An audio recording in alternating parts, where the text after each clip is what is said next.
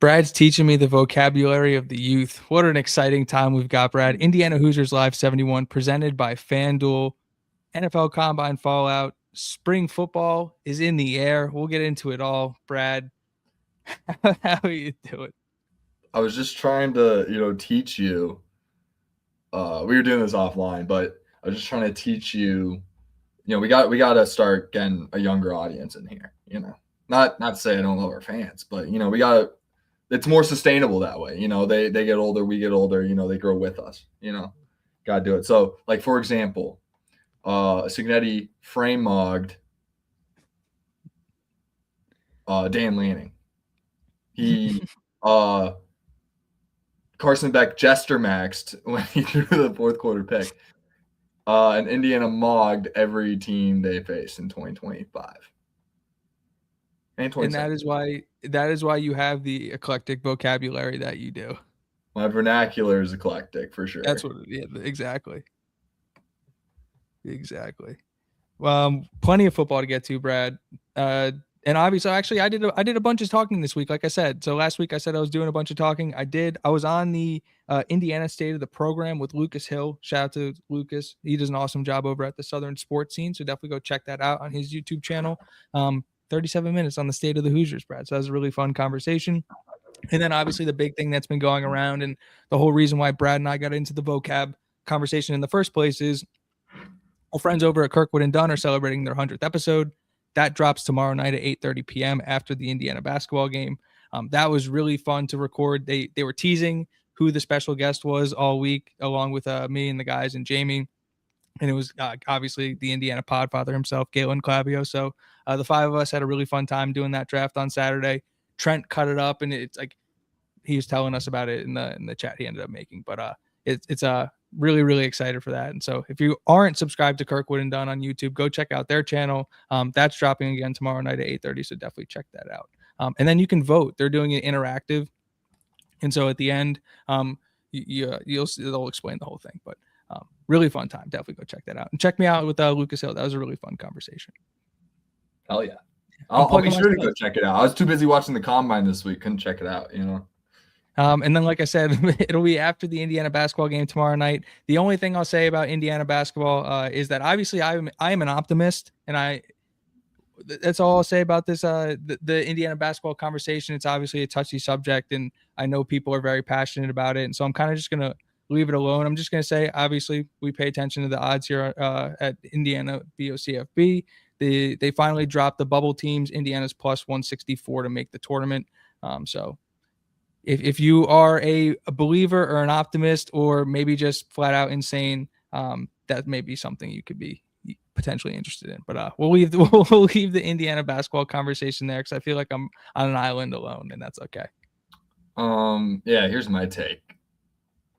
Going into the year, replacing, the whole roster, only being able to fill out 13 of the 15 scholarships. I think that's notable. And it's amazing that they even got that many, to be honest. They had to get some late additions from Europe, some imports. I wasn't like, I was being like, a quick conversation about basketball and let's move it on. I don't want to like bog down the mood or get anybody. Okay. Well, they're exactly where I thought they'd be going into the year. With that in mind, obviously I'm a fan and I'm disappointed when we lose Northwestern, we lose to Minnesota. But in terms of like a resume tournament standing thing, it's like they're exactly where I thought they would be. I think if you're on the bubble, this reigns true with any team that I'm watching. If you're on the bubble, you're not deserving of getting in. It really just comes down to luck at the draw, what happens in the tournament, things like that. It is what it is. Fact of the matter is they're on the bubble. They're undeserving of making the tournament. They might still make it. We'll see. See how the chips fall. But I don't know. I would call this first season a wash in the sense where it's like, okay, it's kind of just a stepping stone to build on. I would say something to get excited about is before the portal even opens, this team, as opposed to last year, has 10 spots out of 15 filled. So they have a core coming back that's returning. That includes 3 incoming freshmen. So it's 7 guys coming back, 3 incoming freshmen. They have 5 spots to fill. that will ideally, actually, no, they need to be Big Ten starter quality players. Got to put They should be pros, Brad, if we want to be real about it. Yeah, yeah. If we want to be real NBA guys, but Big Ten starter quality gets us back to where they should be like pros from Europe, like ideal year 2 jump, get to 6'7", 5, 6'7", 6'7", 5 seed. You're really attacking the youth demographic. Two centers, starting power forward that is bigger than 6'7", a starting center that is taller than 6'9". Like honestly, a Sam Alexis level at the 2, like a Sam Alexis at the backup center would have been like ideal, perfect mold for what next year's team's kind of shaping up to be. I'll go more into it, but like, and then obviously like 2 all conference guards would be ideal to go next to Dorn in the backcourt. With those 2 bigs, 3 bigs that we bring in addition. And then there's a big core that, really need, we'll see how DeVries can develop guys over the year. And I think that's going to be a real challenge for him. See who can kind of fill out the rest of the rotation. Because you need 8 guys, 8 studs, like starter level guys. If you want to be Arizona, Michigan, like we're not going to be there next year. We're just not, unless guys are able to develop and step up into that level and play and just level up from year 1 to year 2. We're going to need a lot of that. And as we break down basketball at times throughout our show, throughout the offseason is going to happen. There's going to be news that comes up. We'll break it down, and I'll give you my honest take on terms of what they're doing. But clearly getting a bunch of guys from mid-majors didn't work. So it's time to pivot, make an adjustment, get some bigs, and not only that, get some high-level players that have played high-level ball, talking Big 12, talking ACC, talking hell, I'll take a West Coast Conference guy at this point. But, A10 clearly wasn't enough to cut it. And, we need to get some guys from power level, some high-level guys. I mean, I'm not going to be because, our best player, Lamar Wilkerson, came from Sam Houston State, so I'm not going to, like, discredit it. But, we just need some more high-level players. And that's the main issue that we have right now. And who's that fall on? The coach. So whatever flack's coming to the program overall, like it's a work in progress. And I think it's unfair to everyone involved that this is where we're at. We're all going at each other's necks. I get it. We want to get invited to the party. We want to dance. Let's reel it in a little bit. All right. Let's stop booing players. They wear the cream and crimson. Let's be a place where people want to go and thrive and be the best that they can be. And booing them on the court at home is not allowing players to be the best they can be. And that's like a big thing with Indiana football, right? And to not have that happening from our fans, like obviously winning is super important. We want to win and we don't want to lose to Northwestern. We're all going through the same things here, like, and we're all on the same team. And I get it. Like a lot of you guys are Notre Dame fans that are also Indiana basketball fans that are very frustrated because now none of your teams have won anything since 1988 or whatever. So it's frustrating, and I get it, but we'll get there, and it'll take some time. And I'm actually kind of excited about this core that I mentioned, that there's a lot that needs to go right for it to work, but there's some promising things. You bring in 3 top 100 guys in the freshman class, like can't expect those guys to contribute right away, but those are building blocks, right? Those are things you can build on. By the time they get to year 2, year 3, should be those caliber of players that I've mentioned. Like you get your core of 8 and you make your run in the tournament. And that's what you need. So, it's rock and roll. Can't wait to turn a page. We got Minnesota coming up. What day? Yeah, Minnesota tomorrow night, 6:30 p.m. I'm an optimist, Brad, and I'm just not gonna stop rooting for our guys until there's not basketball on, and then when basketball comes back, I'm gonna root for our guys. Like I don't know, sue me. You know what I mean? I'm gonna watch. I'm gonna enjoy it. I'm gonna enjoy the last days we have of Lamar Wilkerson, who's I think one of the best scorers we've had in our time. And I'm not right. And I just like, but to even like, the season's not over yet. I know nobody wants to hear that yet, but it's just like, can we just hold the obituary for this team until they play the rest of the selection Sunday? Because we're on the bubble. And I'm not trying to get anybody's hopes up, but I can only speak for how I feel personally. But it's like that's how I'm going to choose to watch this team for the rest of this season. And I feel like I'm alone, but I want to move into football. That was a little bit I want long. to say one more thing. I think there's a lot of people that think we're too good to play in the Crown. I'd say fuck that. We need to play in the Crown and play like Ristich, Josiah Miles, Nick Dorn. Play them like 30 minutes a game. Like no, I'm with you. I'm full blown with you. I think it would drive me so crazy if I spent 2-3 months bashing Notre Dame for not playing in the Pop-Tarts Bowl, and then we like declined a potential any type of. I think it'd be embarrassing, to be quite honest. We're not good enough to decline a Crown invite. This is not the point of this conversation. I want to talk about football. I did not want to have this basketball conversation because at the end of the day, I don't even. 10 minutes. Usually I go 20, so I call it a win. I'm an optimist and nobody wants to hear it, which is why I don't want to. Because if we keep having the conversation, I'm going to try and spin some people back onto my side, and nobody wants to be there right now, and that's fair. Everybody just wants to be pissed off and upset, and that's cool, and that's like it is what it is.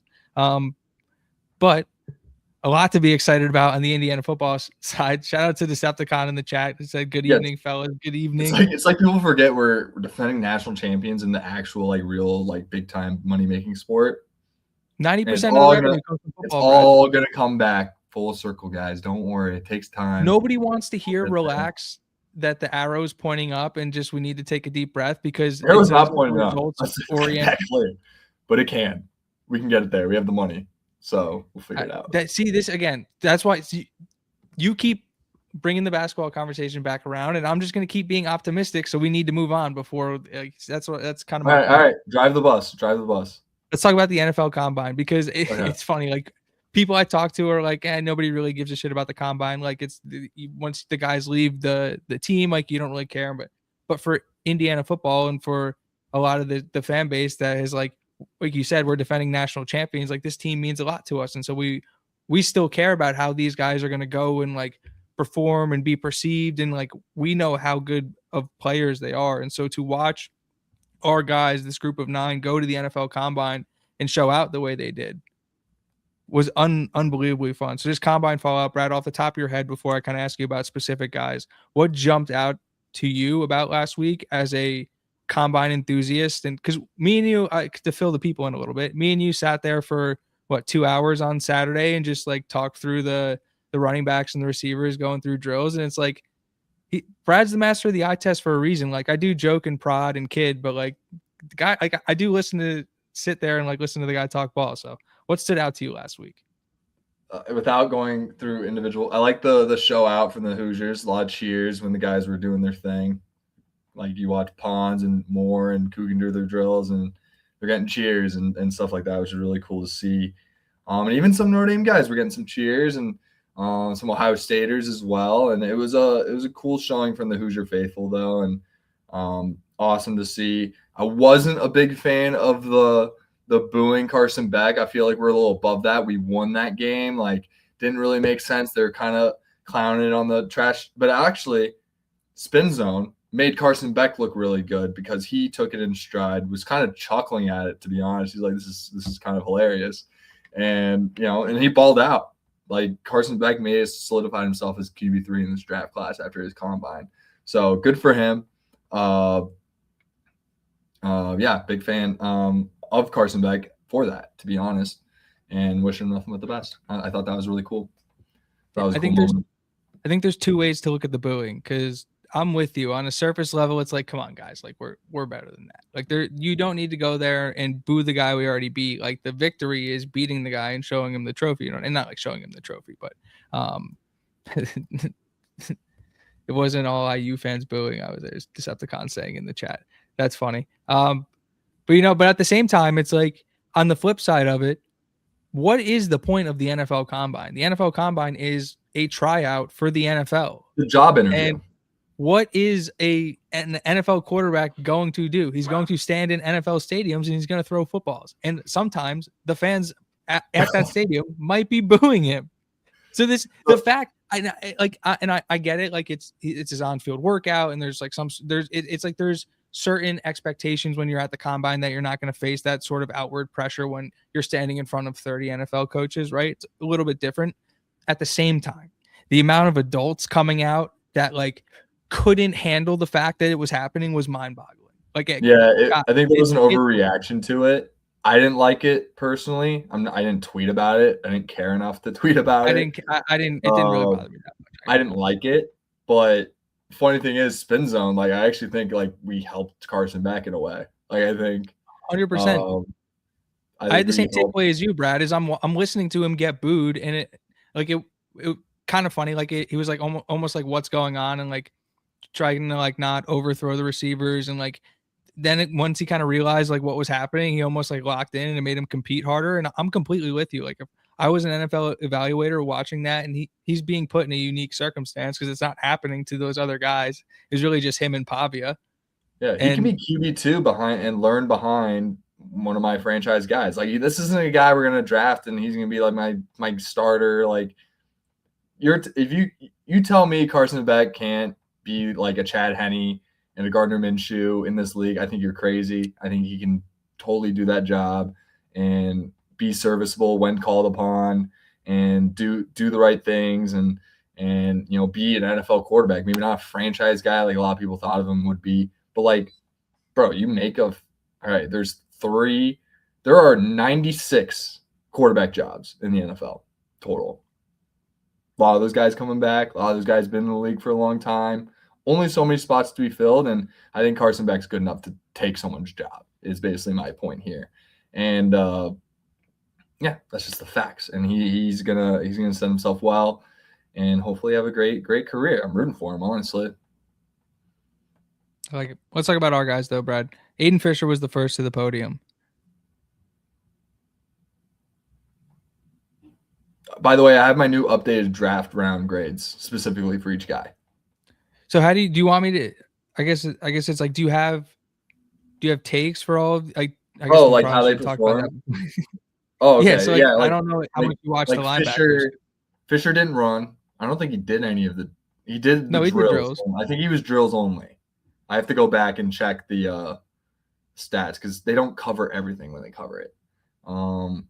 I think he just did the drills. He looked good. I think my biggest takeaway was like, I mean, given the film, given the instincts, like this guy is clearly like moves like an NFL player, and given the instincts and the fact that he's going to be able to play fast, play faster than whoever has better measurables than him, I think works to his advantage, and someone's going to recognize that. I gave him a round 3 grade.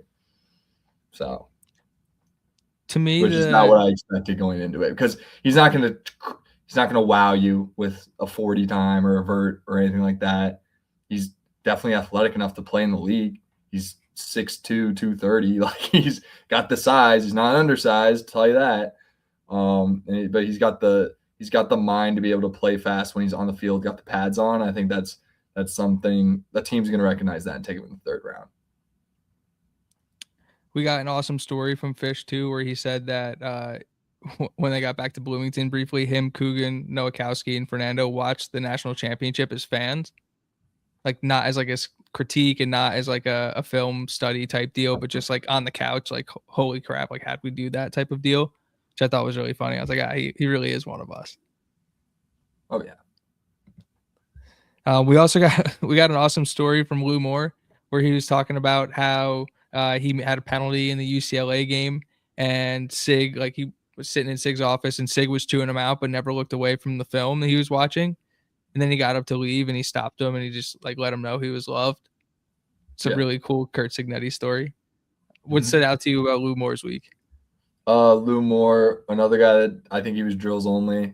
Looked good. He did slip on a drill, I will say that, which is not great. You want to see guys that are just comfortable out there doing any sort of movement and not get nervous and do things. But it's not like a slip's going to be like, oh yeah, this guy can't play in the NFL. Like I think that's the difference between him and like maybe sliding up. I think he solidified himself. I think given the season he had, I mean, look at the resume. This guy was an All-American this year, All Big Ten, played a lot of football, comes in with age, which I think works in his favor, especially when you look at the later rounds, right, in terms of who's going to take a chance on him. I gave him a 5th round grade. That's where I'm projecting him going. I think he had a fantastic day, and considering I think he's going to get a job somewhere. And I think that's a guy that can step in and play right away, whether that's special teams or as maybe you get a 5th round gem and he can be a little, hold it down in the free safety spot for you. I think he's a lot of like good game instincts. His film is really going to jump out to people, and it's going to bode well for him. And I'm sure all these guys crushed the interviews, so I'm not really going to go over like how the interviews. I think you watch Interview something like score, that happen in Indiana, like overarching, like I think NFL guys want a piece of that. They want guys that can come in, know how to work. Like that's not even a question for these guys. Like they just took Indiana to a natty. Like you don't think these guys worked? like 7 blue chips on the roster, and they won the natty 16-0. First ever team to do that in the forward pass era. Like you always bring up that Yale team. The forward pass came around like 6 years after that Yale team. Like people don't like you can't even compare that. It's a different sport. Like that's why I made the blue blood rankings too with that same concept. Anyways, we'll get into that later. But we'll get into it, Brad. Don't worry. But yeah, Lou Moore, I got him as a 5th round grade, which would make him. I don't know. We'll go over the totals in terms of how many draft picks I think this team has because I think it's going to be more than 9. I like it. Me and you talked through Roman Hemby going through the drills. He didn't run the 40, but he did the drills. What was your takeaway from Hemby's combine? Hemby looked really good. He looked about what you expected. He looked big too out there. He's listed at 6 foot 210. Looked the part. Moved really well. No slips. Did all the drills basically perfect. Right. And I've mentioned this before, like his ability as a potential kick returner in the league, where that's becoming very high value. And despite, running backs low value, and then just like kick returner, like bumps him up again because he has that ability as opposed to like a Kalen Black. I don't think Kalen Black has too much kick return ability. I think it's more of a Roman Hemby type role, as you saw like how he used them. He was the kick returner all year. Roman Hemby was, and I was shocked to see that too because it was like, clearly he's got something special. He's got crazy vision, and I don't think he got put in that role without it. A lot of these guys, the film, like you said, like it's just making sure these guys can move at an NFL label. That's why they have these guys go back and like this guy goes and then this guy goes and this. That's how they do it. It's like, okay, who's not fitting in really here? And none of these IU guys had that. They all fit in, right? Obviously, you watch Arvell Reese and Sonny Styles move around. You're like, hey, that's a 1st round pick. Okay. But then everything else is kind of like a wash in between that. And it really comes down to like your film, how you do in the interviews, things like that. That's going to separate guys from like pick 64, basically to 277, like, or whatever the number is. Right. And yeah, I think that's a really good point because I think a lot of what people were, I guess, the holdups with this Indiana team were like, how would they even look athletically next to a lot of these top level perceived NFL guys? And not only did they not look out of place, but somebody like D'Angelo Pons is setting combine records and is the 4th highest vert for a cornerback ever. Yeah. I mean, let's keep it at Roman Hemby real quick, but it's like they don't win the natty if they're not NFL level players. Like they're just not. That was the issue between year 1 and year 2. They just didn't have enough. Like we pumped out 5 NFL players from that team, which is a very high number. 3 of those guys were undrafted guys and are probably on the precipice of being on a practice squad or being like they're fighting for their job again. Those 3 guys, like Keyshawn Williams, Miles Price, Zach Horton, they're fighting for their jobs again because they got this new wave of rookies coming in. Right. So they're fighting for their jobs again. These rookies are trying to take their jobs, which they earned. Right. And then obviously the CJ West and Rourke, they use draft capital on them. They're steadier there. Right. They're more job security's a little better. Right. Because if you use draft capital on some guy, you want to give him the benefit of the doubt because you spent so much on it.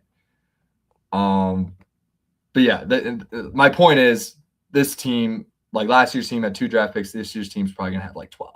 So they don't win the natty. They don't do that. Roman Hemby out of John Carroll High School in Edgewood, Maryland. I got him in a 5th round grade. Could be higher though. That's a guy that I could be wrong where I had him at 4 and I moved it back to 5 because it's like running backs kind of it gets weird.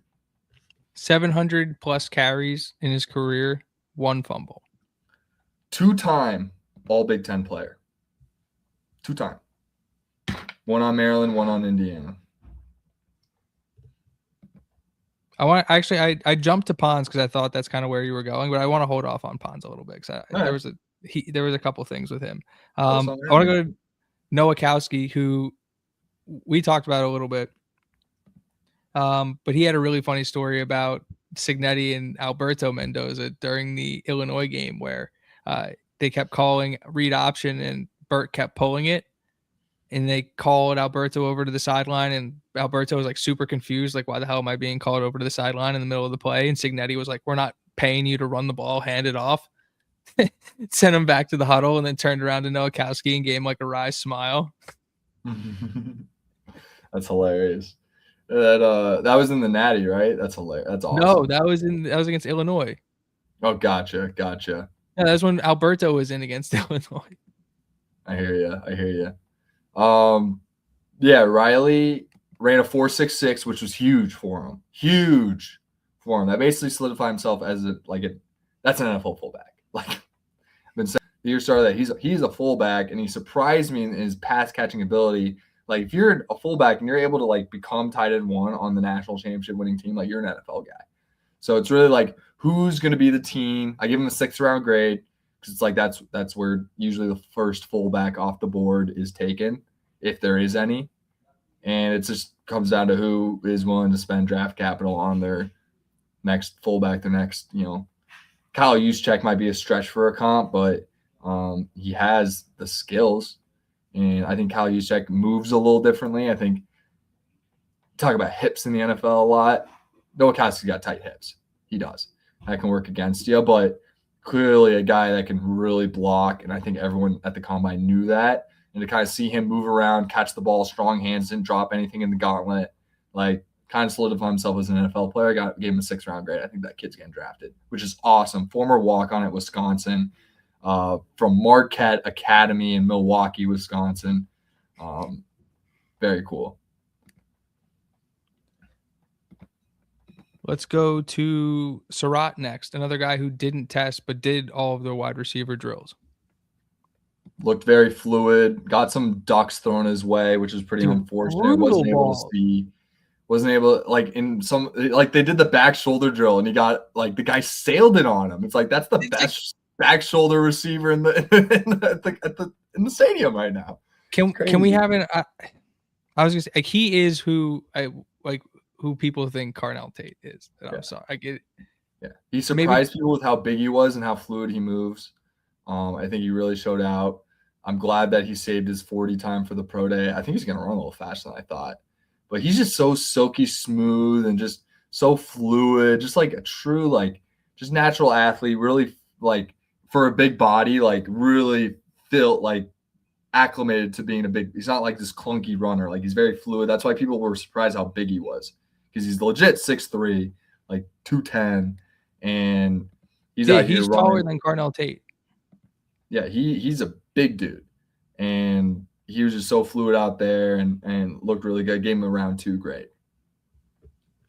Now, if he goes to pro day and runs a 4.5, we might be talking around 1, but he goes, like, he runs 4.4 at the combine. Slant the track.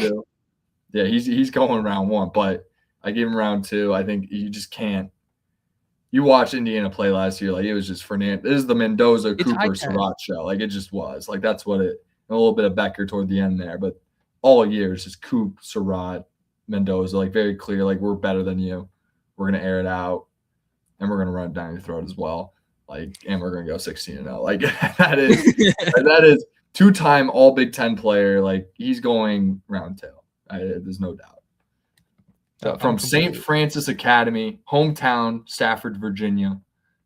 Elijah Surratt, you are an NFL player. How about that? Well, we'll make it official once the draft happens in late April. But excited for these guys, man. These dreams coming true. That's why I'm dropping the high schools and hometowns for these guys. Long time coming. Well, to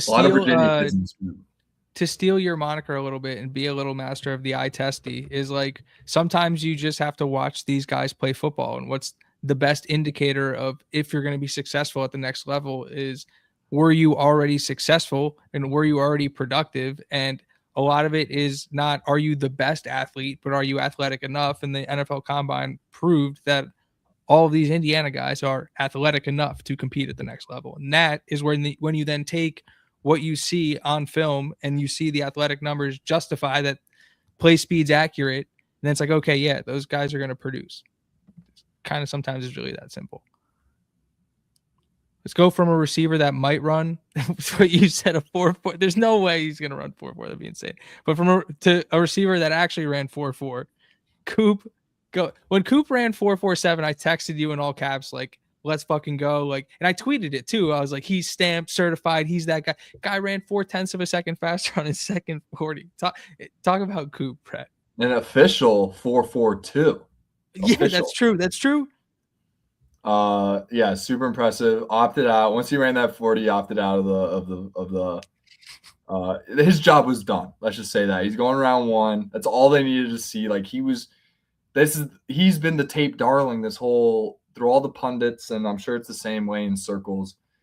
He's been like, you watch his ability to get yak, shed guys, make people miss, one hand acrobatic catches. Like he's got it all, man. He is. It doesn't get as complete of a receiver as Coop, and Surratt's almost the same way, except he's just a little slower, so he's going round two. That's what's so awesome about these guys and the wide receiver development that we're seeing. Already pumped out 2 receivers in the NFL, no draft picks. 2 receivers got jobs from last year's team. We got 2 receivers going to get drafted first 2 rounds. And then you got EJ and Johnny Brady with guys that are probably going to make 53 mans. And then you got Becker and Marsh in waiting. Chaz Preston too.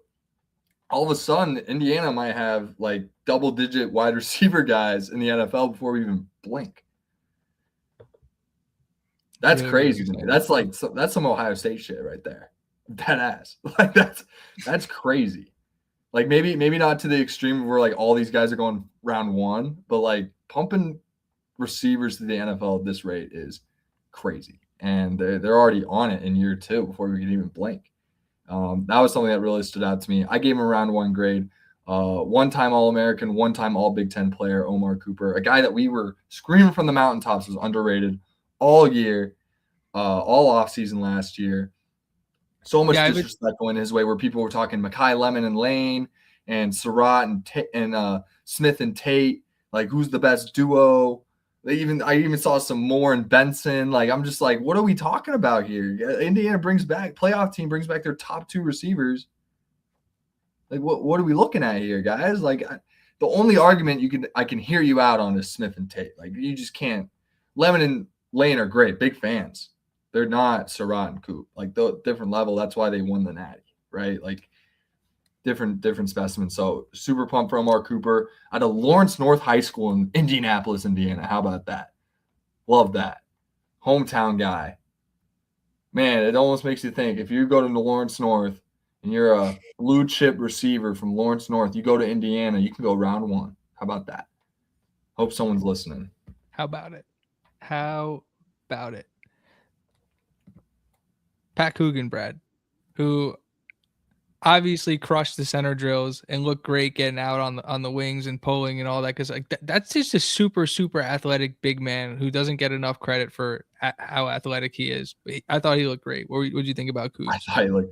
I'm not an O-line expert. It's probably one of my gaps just because I didn't play it, right? I wasn't involved with O-linemen. I was a right guard drills. I was just outside working with the quarterbacks. Like I didn't get involved with any of that. No one ever handed me the ball. Like that didn't, maybe on an end around in JV, maybe like that did happen. I got a first down. It's pretty sick. And then I've pulled before, not in like any type of like really competitive football, but like that's just not easy to do. Like it's not as easy to move as these big guys make it. And like the fact that Coogan moves as well as he does and like as athletic as he is for as big as he is unbelievably impressive. He was moving really fast. I don't think he ran, but he was moving really fast in the drills. Great acceleration, no slips. Just looked fluid throughout. 6'5", 311. I don't know what he measured in at, but that's what he's listed on the roster. Looked every bit of it, and then looked just super long and fluid in his running.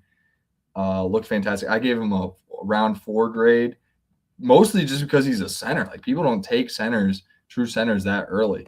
So would love to see him go early in round 4, straight out of Marist in Palos Heights, Illinois. I'm staring at it right now. And the Bears center just retired today. So, I mean, it could be a perfect situation for the Chicago kid. So I'm screaming from the mountaintops, take Coogan.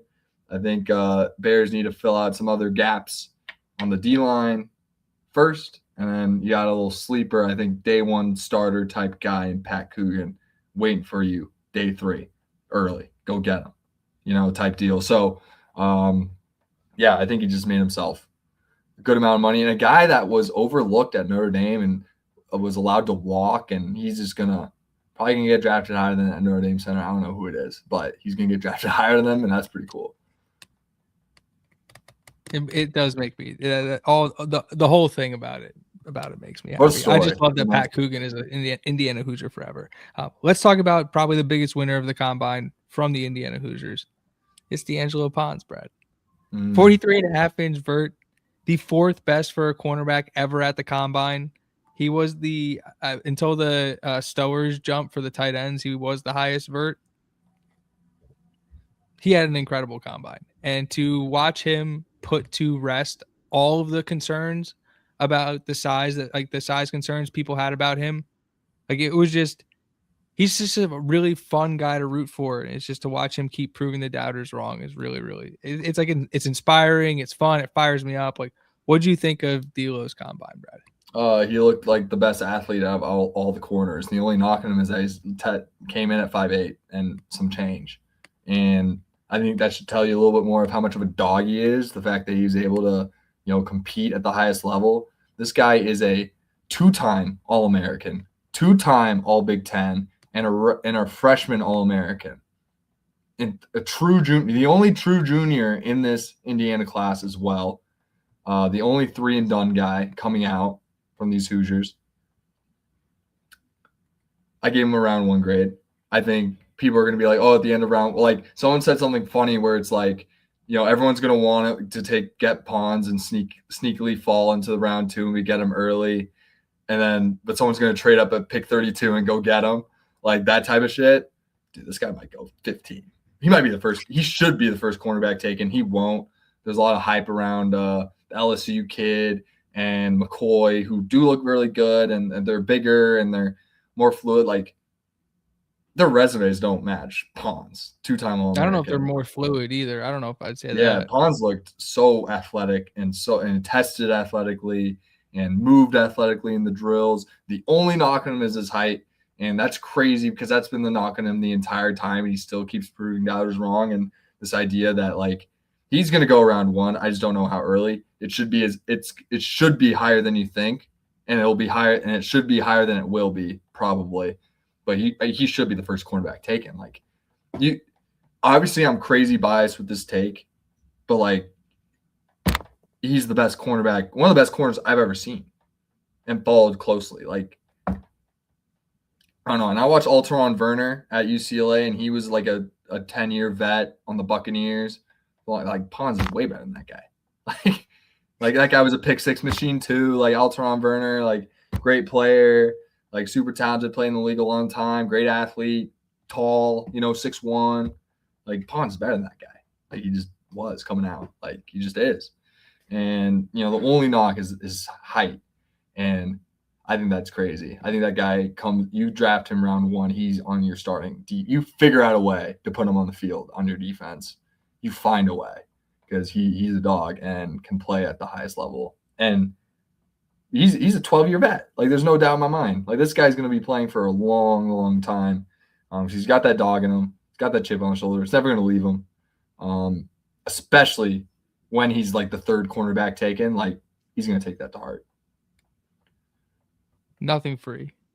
Nothing free. We got some funny stories from him, too. There was the recruiting story where he said shout out to Angelo, that Angelo was like, it'll be cool to make a bowl game, and Signetti sat them back down. I was like, no, like, here's what's really gonna happen type of deal, which is funny to hear from D'Lo at the podium. And then also he was shouting out some guys, like how the room is in good hands, and obviously he shouted out Jamar Sharp and AJ Harris and But one of the guys that he did point out that we've been really high on is Jalen Hollywood Bell. And just to That's awesome. Yeah. On the podium at the NFL Combine, went out of his way to mention Jalen Hollywood Bell as somebody who's one to look out for 2026. Remember when we were at the CLA game and Bell was on the field? You remember what I told you about watching Bell? Just looking at him and live in person. He's just one of those dudes who like him and Byron Baldwin Jr. are like cut from the same cloth of like competitor. Yes, which these guys all have the same intangibles. Like, I'm not worried about that stuff. I looked at Jalen Hollywood Bell, and I think I turned to you and I said, he's ready now, physically. He's ready to go. The tough part is that he's got 3 seniors ahead of him going into this year. He's going to be quarterback 4, but, like, he's a guy that we might not have to use a portal slot on him because he's ready to go. And what would be his 3rd year as the starter. So, can't wait to see him make an impact on special teams, just find ways to be impactful. I think what's exciting about this group, now that we're talking a little about the IU rosters, that like we saw Pawns block some punts. What's nice is that we can have those 3 senior corners play and then just have Hollywood Bell come in and block a punt. Like that's how I'm picturing. That's how much dog and talent and depth we have on this team, where it's like it can work like that. And then this wasn't NFL Combine related, but today it came out that Kalen Black and the Jets there's some interest there, and so I don't know if he's meeting with them or what's going on there, but he might be working out for the Jets, which I thought was pretty cool. And obviously that's Kalen Black, right? Yeah. So there's 3 guys that didn't go to the combine that I gave grades to in terms of I think they're going to get drafted. Stephen Daly, I gave from John Handley, Winchester, Virginia. I gave him around 3 grade. All-American, all Big Ten. Led the conference in tackles for loss. Is coming off injuries. That's one where he can literally fall to round 6.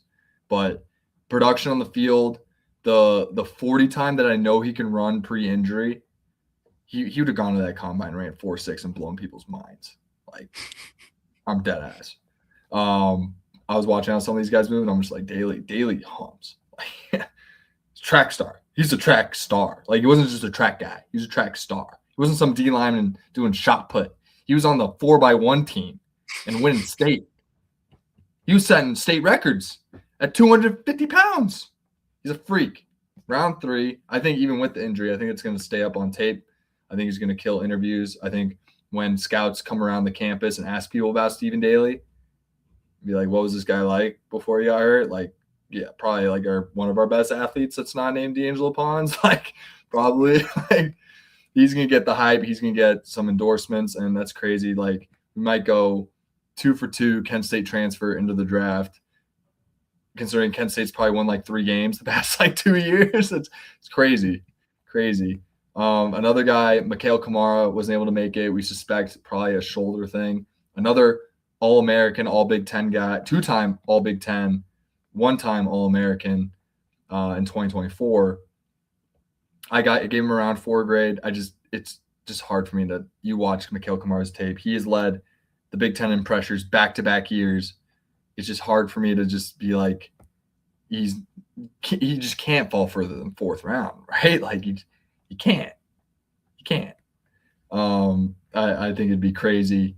I'm literally giving these scouts the playbook on where they should be looking to target these guys. Like, that's where you should go get them. Get them in round 4. And then Kalen Black, I gave him around 7th grade out of Salem High School in Virginia Beach, Virginia. The only guy I have projected to get drafted that has an All Big Ten accolade, by the way. So there's 11 All Big Ten, All-American guys that Indiana's pumping out right now. And obviously we didn't talk about Fernando, but that's 11 guys that were all conference. They're all going to get drafted. And there's Kalen Black, make it 12. The guys I left off, Kellen Wyatt, it's going to be hard to get over. Not enough tape. I know he's crazy athletic. It's just a tough timing for his injury. True senior. Like, I think he's going to make us 90 man. It's going to be tough for him. It's such bad timing with the injury and everything. And I think I think there's got to be a department out there in the NFL that's going to believe in him and kind of see the tape and just realize kind of what kind of a player he is and what he can be in a 3-4 outside linebacker setting as a pass rusher. I think he brings a lot to that type of scheme. And then there's EJ and Johnny Brady. I think EJ is super long, a blue chip guy, can make a 90, will make a 90 man. Johnny Brady, I think, brings a return element that I think people will find fascinating. He's about the same level as like compare Price and Johnny Brady in the punt return game this past year, like pretty equal. Maybe I'd give the edge to Miles Price because I've known he played in the NFL, right? But Johnny Brady's got blazing speed, never dropped the ball, great awareness, made plays in receiving game when needed, when called upon. That's a guy that can make a 90 man as well. So like 16 guys making 90 mans potentially is a crazy number. You didn't mention Boykin either. Oh yeah, I gave Boykin a 7th round grade. One time All Big Ten. I left him out. I forgot about him out of Ragsdale High School in Greensboro, North Carolina. Stand up. There we go.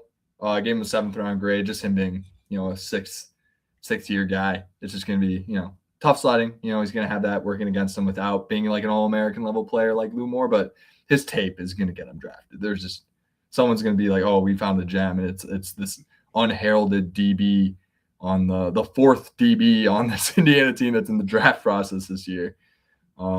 Pretty crazy stuff. But yeah, excited for him. And then obviously, Brad, I'm not going to ask you for a draft grade on Fernando Mendoza because he's going to be the number 1 overall pick. And he didn't really do much this week. Obviously, he interviewed with teams, and there were some like really weird clips about reporters asking him to like what he thinks about the Jets. And there was the really funny headline that came out that one team asked him to get arrested so that he would slide in the draft. What was your takeaway from Fernando's week, just as a combine observer?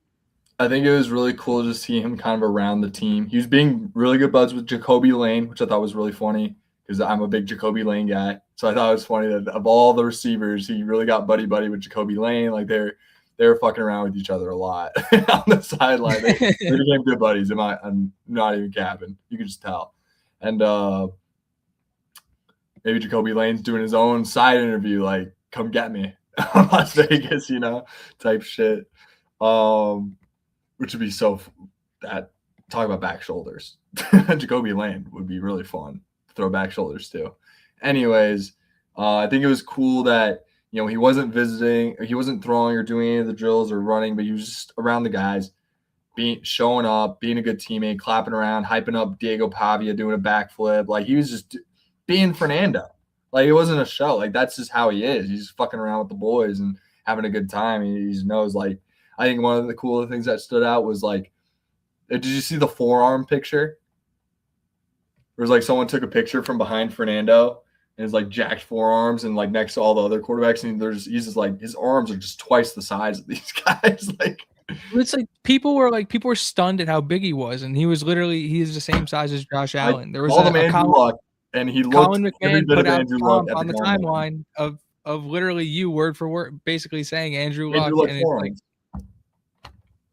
built the same way. It's the disrespect that Mendoza gets is hilarious. People look at him and they just want him to be, or like in their heads he's smaller than they want him to be, or whatever the correct way to say that is, right? Like they don't understand how big he is, and they don't ever give him the proper credit he deserves. And you go stand next to the kid and you're like, holy cow, like that dude's ginormous.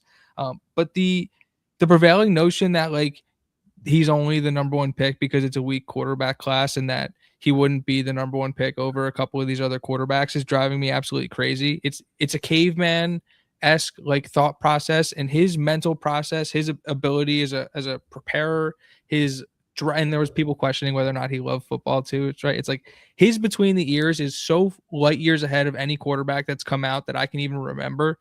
It's not like this is such a stupid conversation. We're going to look back on this in 5 years and it's going to be like hindsight's 2020. I can't believe people were doubting this kid. Like it's actually insane how like widely people are missing the boat, from the Dan Orlovskis to the Todd McShays, even to the random dudes on Twitter. Like it's just, the sport is when everybody has the physical ability, and if you can play in the NFL and if you're going to be the number 1 draft pick, right, you can probably throw a football forward.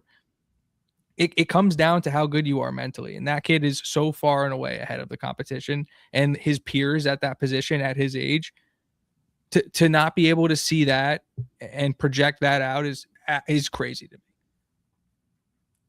Yeah, I think if you were to compare him to, let's play a game. 2025 draft. No doubt in my mind, I'm a big Cam Ward fan. I think it would have been one of the crazier debate. Like it would have been like Mariota Winston-esque. Like who do you take 1-2? They're going 1-2. Who's going where? I Big don't think debate. that's a debate though. What are we talking about? I like Cam Ward too. Cam Ward's Fernando's 6'4", I would take Mendoza over Cam bigger, Ward. taller, more athletic, just like as good of an arm, more accurate, great leader. Like, what are we talking about here? I like Cam Ward. It's not even a conversation. They're not even in the conversation. He's not in the conversation, Brad. Caleb He's Williams. not. Well, that class that turned out to be really good. I'm going to piss off all the Bears fans. Fernando Mendoza can run an offense better than Caleb Williams. Caleb Williams does the wow. Coming out of the draft, I would agree with you. Caleb Williams does the wow thing where you drop back and everything breaks down and he's going to scramble left and scramble right. Like Fernando Mendoza is not making the play at the end of the regulation in that playoff game where he backed up 30 yards and just chucked it 40-yard laser. Like Fernando's not making that play. But Fernando's not putting you in that position either because he's making the correct reads and the correct throws and operating the offense. My biggest issue with Caleb Williams, and it wasn't big enough to be like, don't take this kid number one, was that like very rarely in his college days did you see him take a 3-step drop and rip a slant on time. And so he's had to learn how to play in rhythm and on time in an NFL offense versus like just being a better athlete than everybody and making plays. Fernando Mendoza is hand him the keys to a Ferrari and he can drive it. You're not going to have to teach that kid how to drive anything. He's not Josh Allen in terms of like the athletic, like I'm just going to be more athletic than you, but he is he's an assassin on the football field and mentally he's going to beat you with his mind. And it feels cheap to call him Brady because Brady won so much, but or like Manning or whatever, but he's the guy who's going to come up to the line of scrimmage and look at the defense and be like, I know what you're running and I know what my checks are. And maybe you won't see it in year one, but to me, he wouldn't be number one in that class, Brad, because you'd have people argue about the physical attributes. But to me, he'd be number one in that class. No brainer. I'm trying to find a way to not equate him. Like you take him over Bryce Young all day and CJ Stroud. Let me put it to you this way, Brad. I'm taking him over Trevor Lawrence. The Trevor won as a true freshman. Trevor's got that. I don't know. He also had T. Higgins and some other guys, but Indiana had Coop and Surratt. Generational mind, Brad. For me, generational mind. Since Andrew Luck, it feels like it's been like Andrew Luck, Lawrence, Mendoza, or most sure. Fernando's not talked about in that light, but he should be. Most sure things. In terms of no doubt, this guy is a starter in the NFL. No doubt. I think Baker had some question marks coming out. Caleb obviously had some question marks with his size, and his kind of play style, right? Jane Daniels obviously had the question marks. Cam Ward had some question marks. That's a draft where it almost feels like he was taking one because there wasn't any other option. Were you going to take Jackson Dart over Cam Ward? That'd be stupid. I just feel like that's how this has gone. And it's almost like he's a surefire thing. I just hope the Raiders set him up for success. And I hope they trade Max Crosby to the Bears to bring in DJ Moore and an additional first-round pick to get an alignment. That's what I hope the Raiders do. Figure it out. Here's where you can stop me in the conversation and we can have a real one. Is are you taking him over Burrow?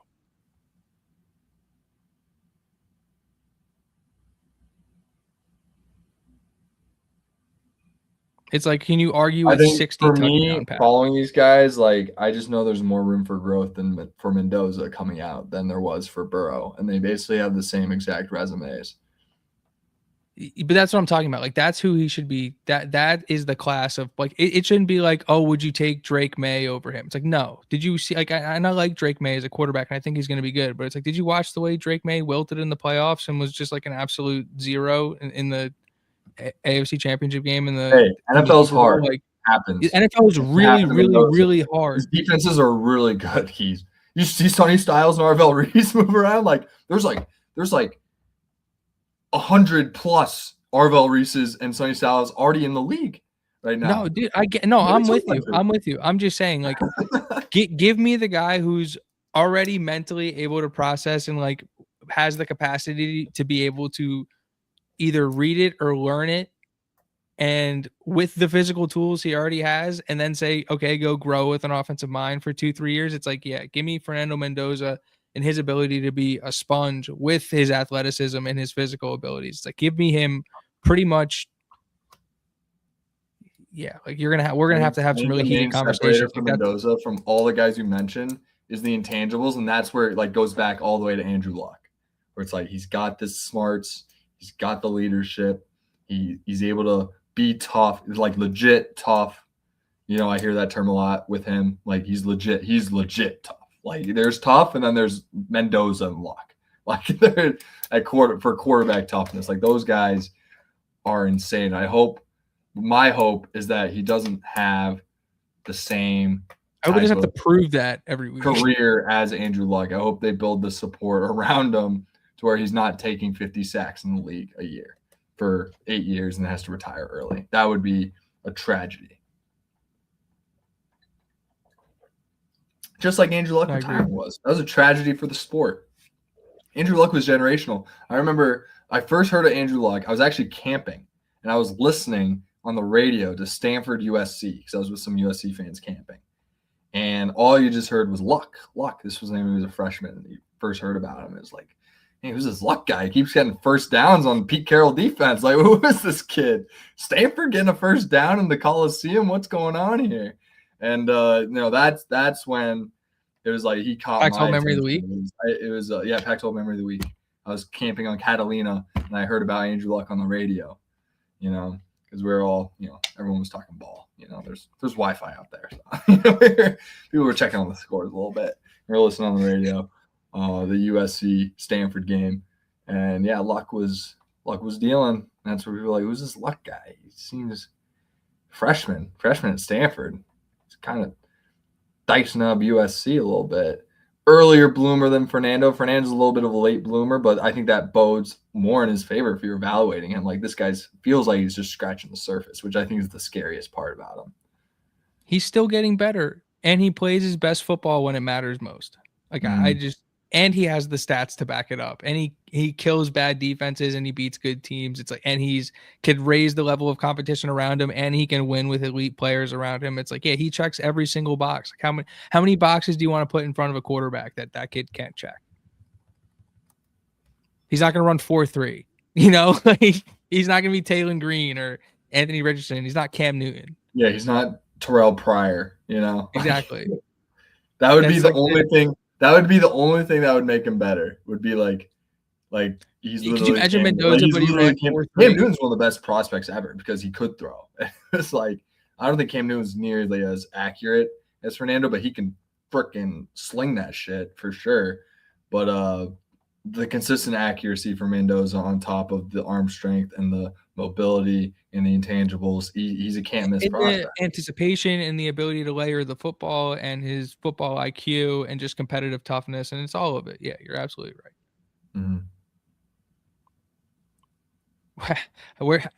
Where's your head at, Brad? Because we got quite a little bit of smoke. My head's at Caleb Boggs clearly isn't paying attention because I just said we're gonna have 3 first-round picks: Pons, Coop, and Fernando. It's 3 first-round picks. As you should. Like, I feel like that makes sense. They went 16-0, win the national title. They should have 3 first-round picks, you would think. Yeah, that makes a lot of sense. That makes perfect sense to me. At least. At least 3. Because Becker's probably 1. He was on that team last year. He's probably going to go. Becker, we were fucking around. We were watching the receivers run. And I think I just paused for a moment. I was like, Becker's going to run like 4.28 and like freak everyone out. Like, at the well, dude, Lorenzo Styles ran 4.28, and funny enough, Trent McGee, Kirkwood and Dunn was tweeted out the video of Charlie Becker running by him in the Big Ten championship game. It was like, how fast is Charlie Becker? And Omar Cooper Jr. responded to it. It said really fast. Really fast or very fast? Maybe, I thought it was really fast. Maybe it was very fast. Now you're making me second guess. Oh yeah, Coop responded to that tweet. What is that called? Mandela effect, right? Mandela effect. There we go. merging him and Mendoza. Let's fire through the smoke here, Brad. Because do you want to get? We might have to hold the room preview for next week. We'll see. The new strength staff is on the website, so you can go check all the new guys out, which is pretty cool when they update the site. But obviously, the coolest update from the site we got is James Carpenter's back. Carp is back in the building. He's going to be a defensive assistant. So familiar face back in the room. You talk about building the culture and who are the leaders going to be and all that good stuff. And this is how you keep instilling the culture: is you have people who understand what's going on around in the day to day. And so to go and bring back a guy like James Carpenter, same spiel when we talked about the Bonds hiring. Now we got Ellison, Bonds, and Carpenter, all former Indiana Cincinnati players on the staff in supporting roles, but let alone on the staff, around the players, instilling the culture. And it's almost like, I was thinking about this the other day. Like, you think about like how Cincinnati's like of the level of like a Coach K, a Wooden, just like a legendary, just like I turn high school kids into men and teach them values that they're going to take for the rest of their life, whether that's in the NFL or as a doctor or as a police officer, like whatever you want to do in life. Like, I'm going to instill those values into you, and we're going to win because of that, because we get great players to come here. And it's like, it feels like the brotherhood, with Duke. Like, I feel like we can develop something early to talk about that, but it's like, that's what it kind of feels like in Indiana and what it could turn into in terms of like, we could become, with this like perfect timing, perfect storm, 12-team playoff era, NIL portal, like Indiana could turn into like the modern day Duke of college football, which is crazy to say out loud, right? It's like, I don't know, they kind of have the resume for it. Anyways, we can get into that later. But I feel that's how I feel like Indiana can turn into, because it's such like a special like place, and everyone who leaves feels so highly about it in terms of like preparing me for life and in the NFL, like just teaching me things. Like, I leave here and I transfer to a different school, and I feel like I'm able to like take my game to the next level because I know what hard work looks like, and I know what to do and get things done. And it's a special thing that's brewing. And at first we were just talking about like one national title, but now I'm thinking like this could be like a 20-year run of just Indiana playoffs, football school, and then basketball too, whatever. Brett, one of the biggest stories coming out of the last week is the threat of, or what people perceive to be, a shadow portal. Every time somebody says it, I can't help but think in my head like, spooky, ooh, shadow portal, ooh. Shadow portal, like what is this, Minecraft? Like what is this? People believe that there's going to be this secondary, like basically portal where kids like leave school and re-enroll in a new, basically what Retzlaff had to do, but on purpose. And people think that there's going to be this second wave of transfers, which is really interesting. And it's not something that I've been able to like put together a ton of thoughts on. I just like really enjoy the speculation of it. And I'm not going to rule out either writing about this or making a video of it. But I know it, based on your reaction, like it doesn't seem like you've heard of this yet. But yeah, there's definitely some.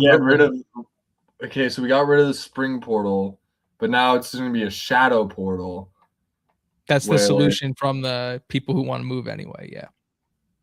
And so there's like the NCAA is like trying to put like protections on, like, if you take this type of transfer portal opportunity, like there are going to be penalties against it, but we'll see. Like NCAA, to quote the best damn lawyer in the land, Brian P. Lawton, is an awful, awful organization. So who knows what they're doing? Like we have to have structure. We have to have rules. Like at the end of the day, like as bad of an organization as the NCAA is, you got to have rules and structure. So if you get rid of the spring portal window, there shouldn't be a portal. Like honestly, like if you're going to transfer through the shadow portal, like I'm kind of on the NCAA side. Like you sit a year. Like I don't care.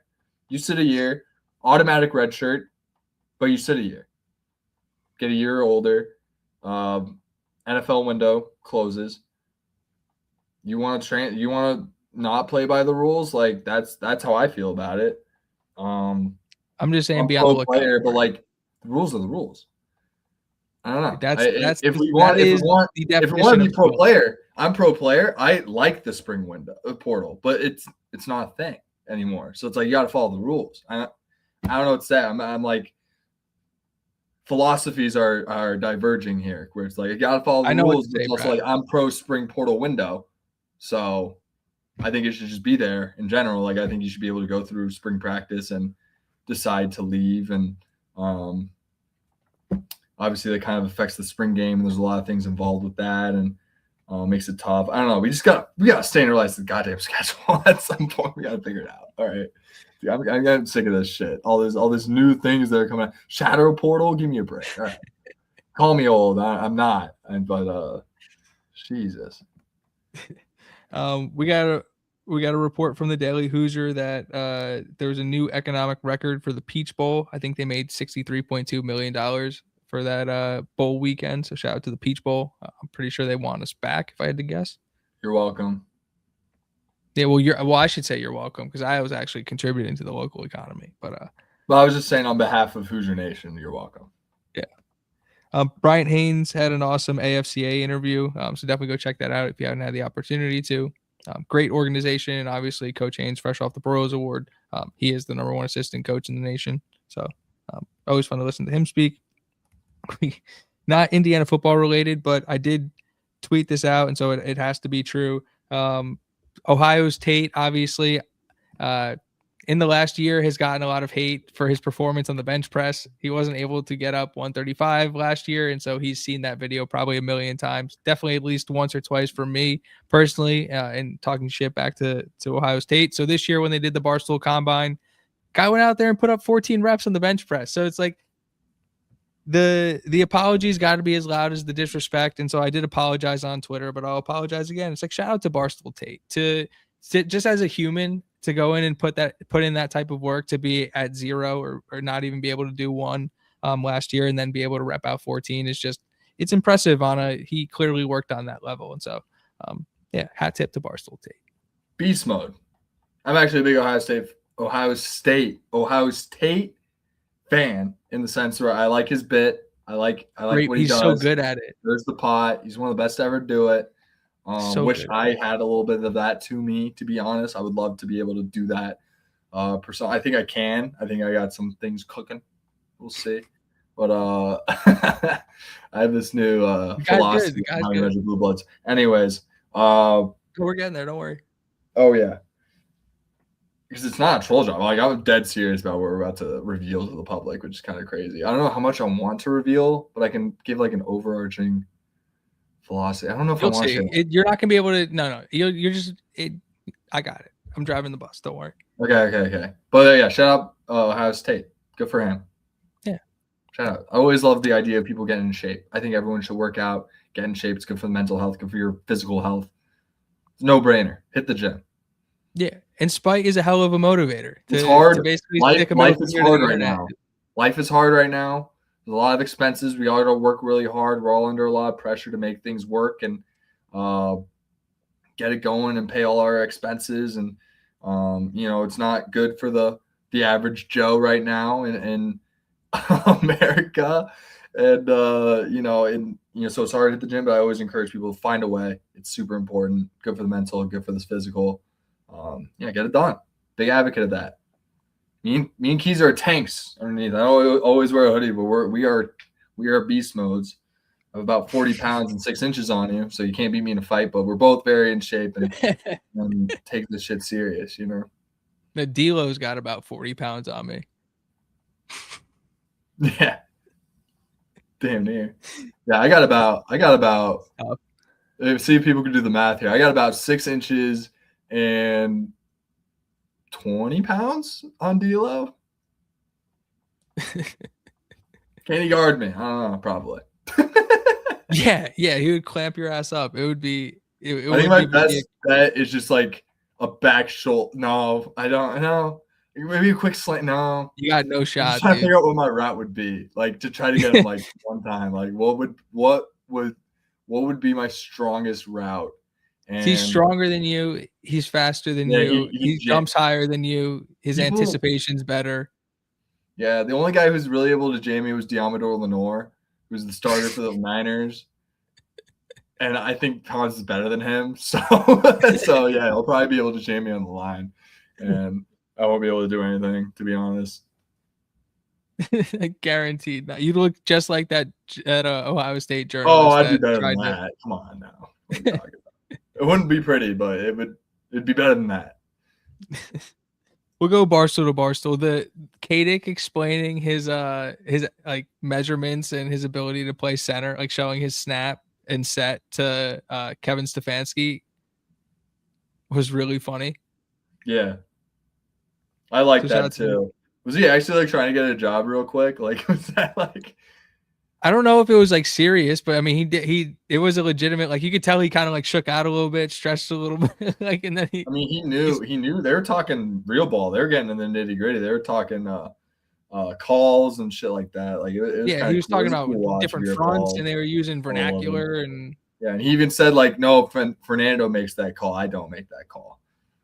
He that's his responsibility. Like that, I love that. I love that. It was like that's the shit. There's so many nuances in different systems. Like being able to see that, like, you know, and I love when they pump stuff out. I think that's a good guy to bring in. Like think about what Kadick and Gruden could do together if they, you know, did a little more collaboration. I think it'd be some really good content that I would enjoy. And Stephen Shea would try to get in on it. And it's like, Stephen Shea, get the hell out of here. You don't know what you're talking about. And yeah, I want Kadick and Gruden to do more collaboration and film breakdown. I think that's the shit I like. So I'm with you. That I'm the audience for that for sure. I want to shout out Buddha Williams. There was I believe it was either Indiana football recruiting or Ish Thomas maybe, or somebody was tweeting this out. I have to go back and look, but just that Coach Buddha Williams is unbelievable at his job. He's the defensive ends coach, and obviously you see the production from our defensive ends, and so he just guy deserves a shout out. And that's the only reason. Oh yeah. Here's what we've been teasing all episode, Brad, and this is what you've been alluding to. And you tweeted out this week without context that Indiana is the first team to win a national title without a claim. So I for the know, people, probably got like 10 likes. People didn't know what the hell I was talking about. I thought that was kind of for the people who I wanted someone to ask me what a claim is so bad. I was baiting. So allow me to tee you up. And Brad, what exactly did you mean by that? A claim is a quote unquote national title that is, well, basically pre 1998, from 1936 to, which is the invention of the AP poll, little history lesson. Coaches poll invented in 1950. Some more context. 1968, they do post bowl game polls for the first time. So like they would play bowl games. Like before 1968, they would have the final AP polls play their bowl games, and whoever was already number one in those polls claimed a national title before the bowl games happened. Isn't that crazy? That's nuts, right? 1968. So then 1968 to 1998, you know, it was, you know, you finish the season ranked in the coaches or AP poll one, you get a claim, right? AP and coaches poll only counts as a claim. Indiana was the first team. So, and then from 1998 on, every national championship is a national championship because they played in a national championship, right? Like the logic almost makes too much sense here, right? Right? You played in a national championship, you are the national champion. Before that, they didn't have a national championship game decided by polls, often split between AP and coaches, as 1997, Michigan and Nebraska, 1991, Colorado, Georgia Tech. I think it was 1990, Colorado, Georgia Tech. Lots of examples of that. A lot of snubs, like an undefeated SMU Pony Express with Eric Dickerson, Hall of Fame running back, undefeated, finished 2 in both polls, 0 claims. Bullshit. Should have had a shot at a natty, right? Like whoever won the championship last year, good luck stopping Eric Dickerson. You're probably a good team. Probably would have been a great game to watch. But that's why they're just claims. They're not real national titles. You don't go through the gauntlet. You weren't undisputed. In boxing, it's undisputed champion. And in the World Series, undisputed. We won the 7 games. NBA, undisputed. NHL undisputed. Pre-1997 college football, pre-1998 college football is disputed. You know, who's the national champion, who's not. So a claim is anyone who finished. Shout out to Mark Rogers. Is a claim is anyone who finished. Yeah, I clipped this for Mark, by the way. Anyone who finished and like just send it to him. And then a claim anywhere from 1936 to 1997, where you finished in the AP or the coaches poll, ranked number 1 in the final poll that year, is a claim. So that anything past 1998 is a real national champion. I created a rankings based on this philosophy where it weights. First is number of national championships. Remember, post 1998, because those are the only real ones. Are you going into the whole? Do you want to explain the whole ranking right now? I think it's literally this simple. It's national championships. The next tiebreaker would be national championship game appearances. The next tiebreaker would be claims from 1968 to 1997. And then the next tiebreaker after that would be claims from 36 to 67. And then if there's a tiebreaker somehow after that, what did I do? What did I do in this situation? Because I think there was an example of this.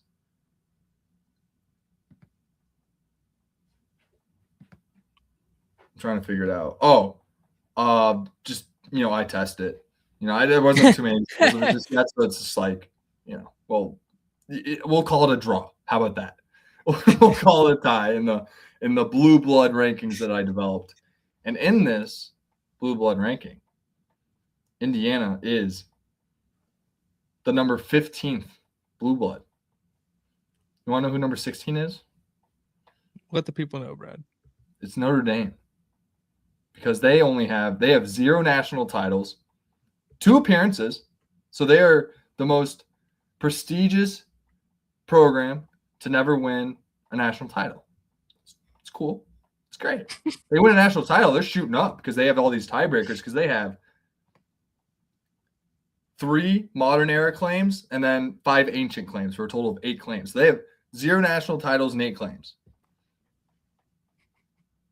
That's my new philosophy. And this is going to be a running list as we historically track this throughout time. Like, think about 50 years from now, like what this could look like. It could be totally different. But the tiebreakers, you got to still account for the claims. That's still history. It's still part of history. But in 2050, like who cares about your 1937 national title? You know what I mean? Like, who cares? I don't care about it now, Brad.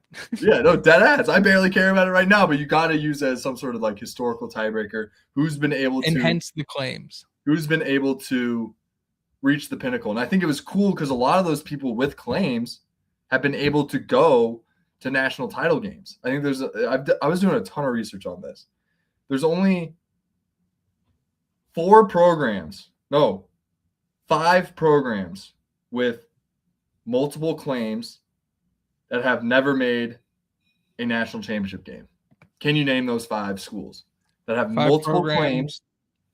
5 programs in the history that have multiple claims, so more than 1 claim for national title, and have not made a national championship game. I think it's a cool like little exercise. It gives you a good I feel like I have a good read on modern college football history now, or full college football history. So this, I'll give you a hint. There's 3 Big Ten schools on this list. Is one of them Iowa? No, Iowa, 0 claims, 0 national title appearances.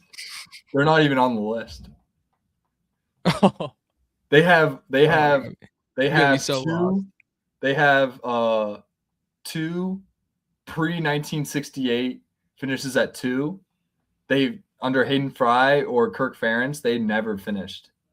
They finished top 10 a few times, but it's funny because it really the one knock on this would be the Iowa case where it's completely disregarding Iowa's 40 years of consistent competitiveness in the sport, but just haven't really been ever in a national championship pinnacle, right? And probably never will So the be wait, so the either. question is, there are 5 It's so teams with funny. claims to never win a national championship? There's only 5 no, to never appear in a title game. Oh. So 5 schools that have more than one claim. There's a bunch of schools with claims. Like I'll give you some that have one claim. Colorado, Georgia Tech, BYU, Arkansas, Syracuse, UCLA, Maryland, and A&M. That's actually the end of list of people with one claim and no national title appearances. That was a list right there. Let me say it again. Colorado, Georgia Tech, BYU, Arkansas, Syracuse, UCLA, Maryland, Texas A&M. All have one claim, no national title appearances. So you're basically asking me for 3 Big Ten teams that have a claim to the national title pre-1997? No. Yeah, multiple claims pre-1997 and have not reached Nebraska. No, Nebraska reached the title game in 01. They're actually they are ranked 18 on this list, right behind Oregon. So like when you look at it, like I test why it's like, okay, Oregon is slightly these days. I'd say Oregon's modern success outweighs any of those, which Nebraska, they can shoot up fast because they have 5 claims between 68 and 97. Like they were dominant back in the day. So they can shoot up if they're able to figure it out and win some natties or even reach some title games. Minnesota. Minnesota is one of the 5. 4 claims, all pre-1968. They are ranked 24 on my list. So there's a team below them and 3 teams above them. The 3 teams. Oh no. Yeah, there's just give me the 2 teams below them and 2 teams above them. What? So just give me the teams. Right, Wisconsin. Right. Penn State, Wisconsin, not even on the list. Crazy. 0, 0, 0, 0, 0 across the board. Penn State, 2 claims with Joe Pa. Pitt with 2 claims, 1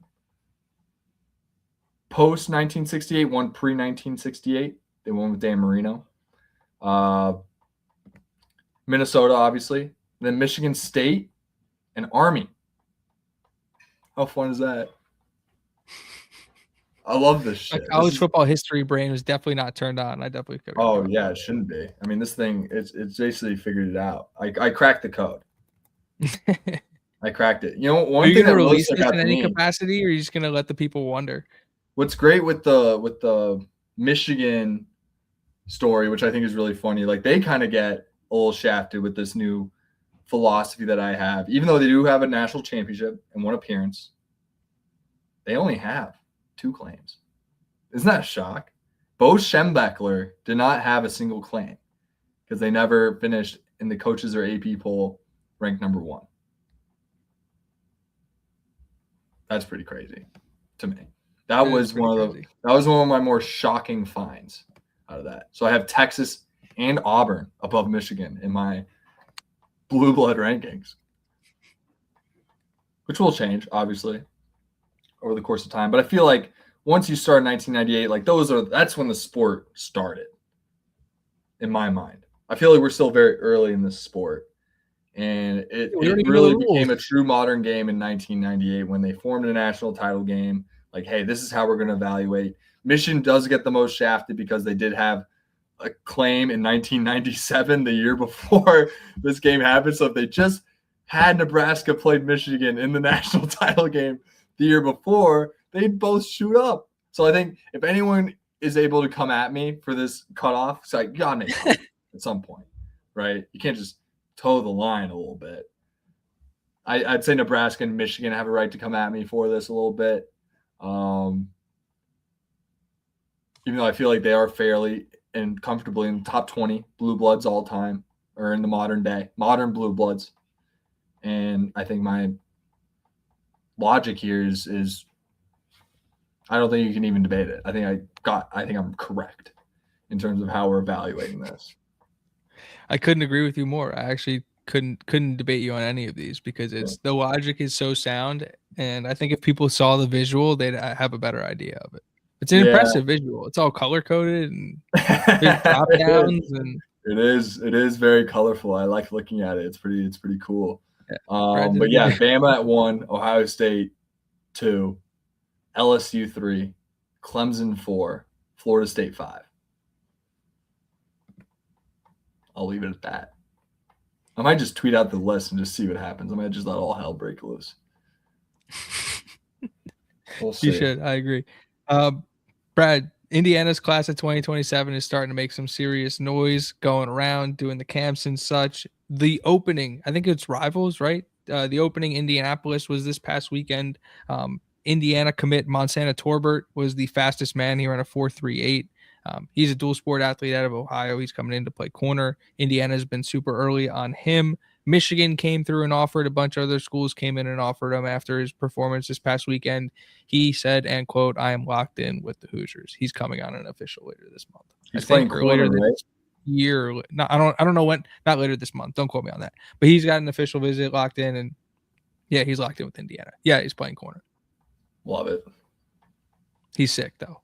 Montana. Maybe Kazmir Hicks one day. Ooh, that'd be dope. Jamison Purcell, quarterback, was also at the opening. He stood out in the 7-on-7, slinging the ball around. Shout out to Jamison Purcell. And Jahai Brown was dominating the 7-on-7s he was at. He was going super crazy.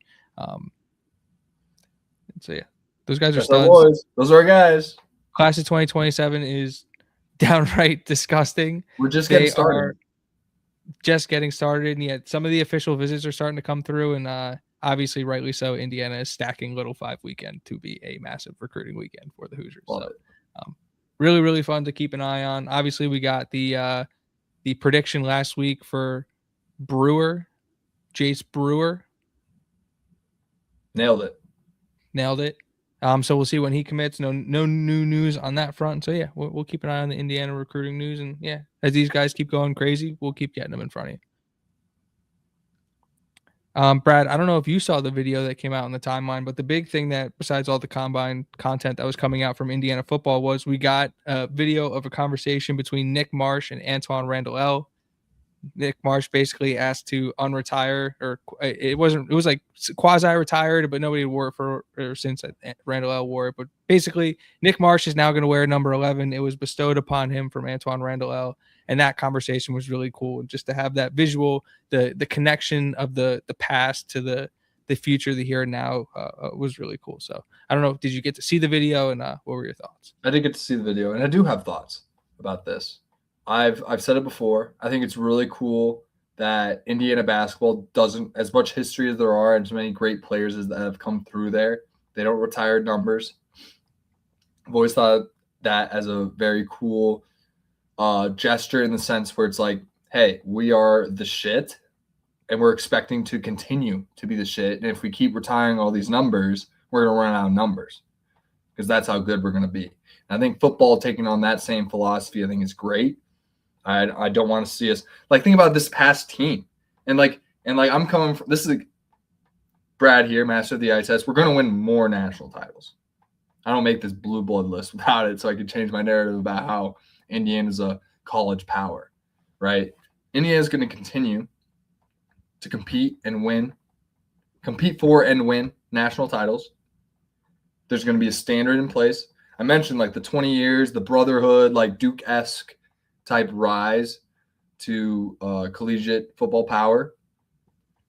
That will happen. And this idea, like, even just think about this past year team, like number 15, number 4, number 5, like, can't retire those. Like, we need more number 4s. We need more number 5s, like, to come in and pave the way. And we'll always remember that first team and who they were and what they were able to accomplish. But the idea is that this is just the beginning. And I love that we don't retire numbers, and I hope we keep it that way. I think it's a great tradition.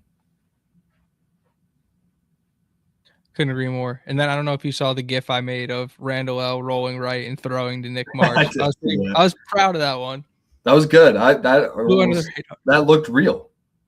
Almost. I should have. There was a Mamatron. Shout out to Mamatron. She put up a couple pictures and then some videos of Nick while he was in high school, like wearing number 11, because that was the significance of it. And the story was really cool. Like, it was a beautiful story. And again, if you haven't checked out the video, go check it out. but I almost wish I waited to see those because then I would have actually had the 11 going to 11. So I'm not like, if somebody in the Indiana like media department is like, oh, that was really cool, but we don't know if we can steal that, fucking steal it. Take it, make the official one from the Indiana account. I think that'd be really cool. I promise I wouldn't be offended. I think it'd be cool in terms of like have Randall L throw to number 11 Nick Marsh. Like I think that'd be a cool visual. But yeah, I digress. Brad, you asked me about this before we went live, and you were like, "Are we going to talk about this?" And I looked at you like you had 12 heads, and you're like, "What? Who do you think I am?" Of course, we're going to talk about this. You can meet up with Charlie Becker and Isaiah Bones-Jones at Assembly Hall tomorrow night. They're going to be at the hall for a meet and greet from 5 to 6:15 p.m. That leads directly into senior night for Indiana basketball. So a really cool way to get people obviously into the hall, and then obviously a really cool way for people to interact and go see Bones and Becker and say thank you to those guys and see how they're doing and you know, get pictures and what everything that goes into a meet and greet with those guys. But yeah, we got Charlie Becker and Bones at the hall, Brad. I'm just cracking up because, like, if you didn't think we were a football school before, we are quite literally leveraging our star football players to get people to go to the basketball games at Indiana University. The year is 2026, and we are leveraging football players to get people to go to Indiana basketball games. If you told me that 3 years ago, I would have laughed in your face. I'm laughing now. Like that's crazy. Crazy turnaround. It's honestly crazier than winning a national title. Like I knew we'd win national titles, but I never thought that we'd leverage football players to get people to go to basketball games. I never thought that would have to be like a thing that would have. I figured, we'd win national titles and then it's like, bang, basketball season. We're all going to the basketball games now, because that's what I would be doing. And it's like, crazy world we live in. Someone pinch me. Am I live? I wasn't gonna go fully there, but I mean, yeah, we'll I went there. I'm shocked you didn't think I would go there. That's what it is. On that same note, Brad, and this isn't trying to get people, like maybe this could just be trying to get people to the IMU, but the national championship trophy is going to be displayed at the IMU on Thursday from 3 to 6. So if you're an Indiana student, if you're in the Bloomington area and you want to go say hi to the national championship trophy, it'll be at the IMU 3 to 6 on Thursday. That's Thursday, March 5th? I might drive down. What day is it? Today's the 3rd, so it'll be Thursday, March 5th. So if you see this after Thursday, March 5th, it's not like next Thursday, right? So it's not like Thursday. I think the 12th would be next week. No. If you're listening to this after the 5th, it's too late. But yeah, Thursday, March 5th, the Indiana National Championship Trophy is going to be at the IMU. Very, very cool. Yeah, and then I just want. I'm gonna have to take some work off and go down. It's worth it. It is worth it, and that means that there's a staff, like an IU staffer, that's going to be like hanging out with the trophy, which is pretty cool. I know this isn't like like it's not very far from the athletic department, but they still got to pick it up and move it. And like when I worked for the Red Sox, I was a part of trophy tours, and I got to carry the World Series trophies around, and so it's a cool honor for whoever gets to, carry around the trophy. I don't know, it's fun stuff. Do you want to get into the room breakdown this week, Brad, or do you have time? I mean, I can go. I'm ready to go. I've been staring at this depth chart for weeks.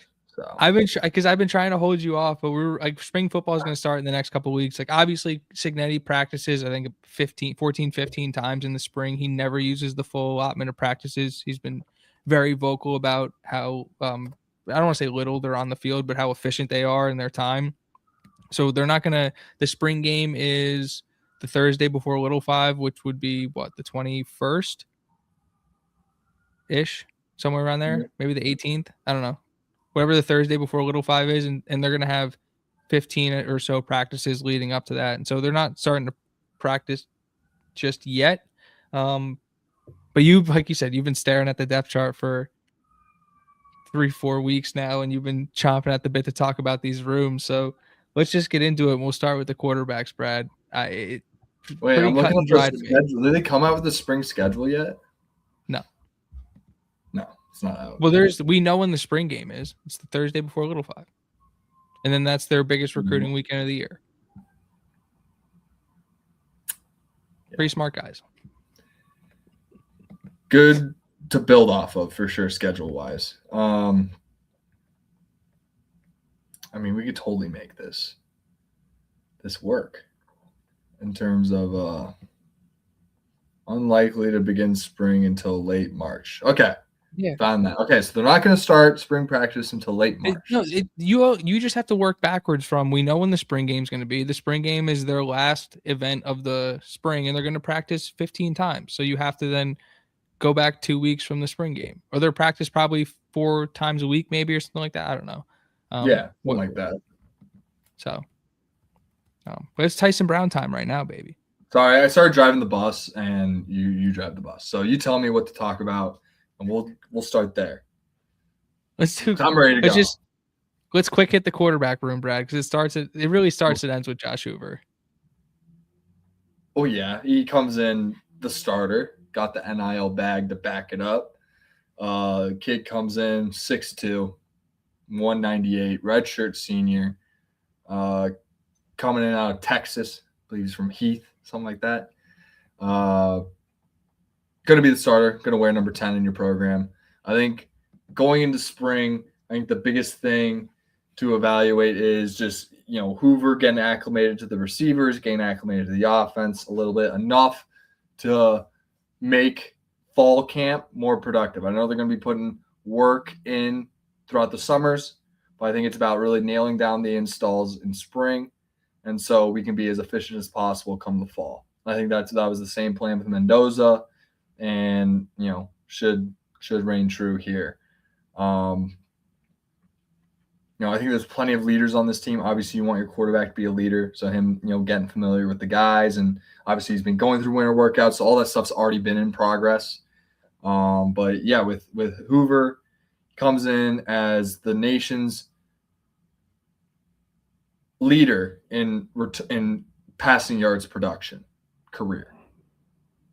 He's going to start on the Indiana Hoosiers. So that's not a competition. The competition lies in the rest of the group.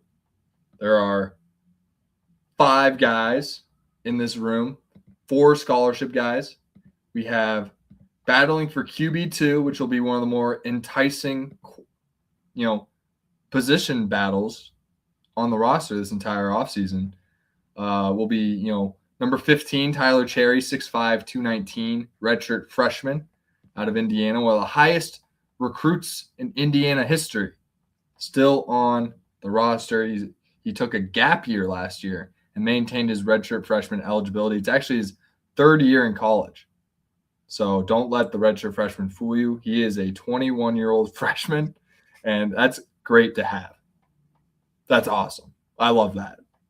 Love that we finessed that. That's great. 21-year-old freshman, Tyler Cherry. He's going to be a 25-year-old starter for us. It's going to be great. But he's going to be battling with Grant Wilson, who is currently 25 years old, number 2. Grant Wilson, 6'3", 220, the comedic relief of the team and obviously the quarterback room, but does his job very seriously. Wouldn't be brought back if he wasn't a great add to the team. And then obviously you have Jacob Bell, the Naperville kid, number 12, 6'2", 213, redshirt freshman. And then also Maverick Geske, the walk-on, also a redshirt freshman. I have him slotted at QB5. So it really comes down to Bell, Cherry, and Grant Wilson battling for that QB2 spot. We'll see what kind of strides Jacob Bell makes. At this point, I have Tyler Cherry as my QB2. I have Wilson as my QB3. I like Tyler Cherry to make some strides in his rehab, as he was rehabbing from an ACL all basically for damn near 15 months at this point. And I think he's healthy, ready to go. I'm just excited to just kind of see him flourish and really thrive and get comfortable and hopefully set himself up to be a solid QB2 option. Like with the loss of Alberto, it was like, who's going to be QB2? He wasn't even on the roster last year, but he was around the team, let's just say. And we brought in the 21-year-old freshman back. One of the highest recruits in IU history, going to be the QB2. Pretty good spot to be at if you're going to evaluate the room as a whole, right, going into it. Yeah, I love the spot that we're at. I think there's a lot of arguments to be made that it's going to be upgrade would be a tough word to say, but more complete of a room. You have year 2 of Wilson, year 2 Bell on the back end. You got year 3 of Tyler Cherry, and you got one of the more matured quarterbacks we've had. The most productive quarterback we've probably had coming into his Indiana season. The Josh Hoover team is what we'll call it. 2026, like the Rourke team, the Mendoza team. Now it's the Hoover team, and he comes in as of the Rourke, Mendoza, Hoover. He is the most accomplished and the most seasoned and tested at the college level going into it out of any of those guys. So I think that's some really good signs. He's not the 6'5" NFL body quarterback that we're used to. He's the 6'2" kind of pocket passer, not really a runner, but can be dangerous, has wheels is what we like to call that. Can do enough to get 5 yards and run out of bounds. Let's just call it like that, pick up a first down in a pinch, right? That's what you're going to get out of Josh Hoover.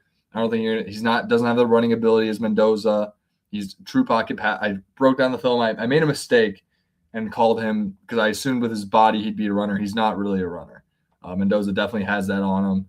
He is a true pocket passer, just a little smaller than what we're used to, but am I going to doubt anything Cignetti does in the quarterback room? No. Am I going to doubt anything Tino does with the quarterback room? No. Am I going to trust? And Chandler Whitmer handpicked this guy basically too. Like he has the Chandler Whitmer approval, the Tino approval, the Sig approval. That's the checks and balances I need to lock into Josh Hoover. What's great as we break down the rest of this room is he doesn't even need to be a Heisman Trophy winner to go run the table again. Doesn't need to be. I think that's what's the most exciting part about this team, and that he's going to be in a very comfortable situation as we break down the rest of the rooms and why that's the case, because a lot of upgrades around the roster. Crazy to say with a team coming into with, 12, 13 draft picks coming in April, right? Like, we upgraded. So, lock in. We're not going to break down all the rooms. I'm actually going to pull you back a little bit, but we're going to do we'll do the running backs. We'll close up with wide receivers for tonight, and we'll save we'll kind of do it. We'll leak it a little bit, and we'll do a little bit each week. I probably talked longer than you were expecting. No, it's not that. It's literally just that like spring practice is going to start at the end of March, and like as much as like there is smoke to talk about every week, like I just would rather not have the group or the roster conversation the same one every week. Let's just have the roster conversation over the month. No, I like it. That's my thought process. So let's talk about the running back. 3 hours, Yeah, well, because that or we'll just sit here all night, which we can do, and then I don't know. I think it's I think we can. I think there's a lot here. Yeah, let's talk receiver. Let's talk running backs a little bit. Yeah. Coming in, 5 scholarship guys on the roster coming into the spring. Jerrion Campbell, 5'8", 218, number 22 in your program, true freshman. Sean Cuono, number 20, 5'10", 198, redshirt freshman. Guys that are going to be, improving, developing, depth pieces. I think where this group gets really exciting is we had the projected 3-headed monster last year. Lee Beebe goes down. Kobe Martin, and then turns into a 2-headed monster. Kobe Martin has to pick up, some garbage time, which honestly worked in our favor to where it's like, wow, all of a sudden our RB3 has a ton of experience playing football at the college level.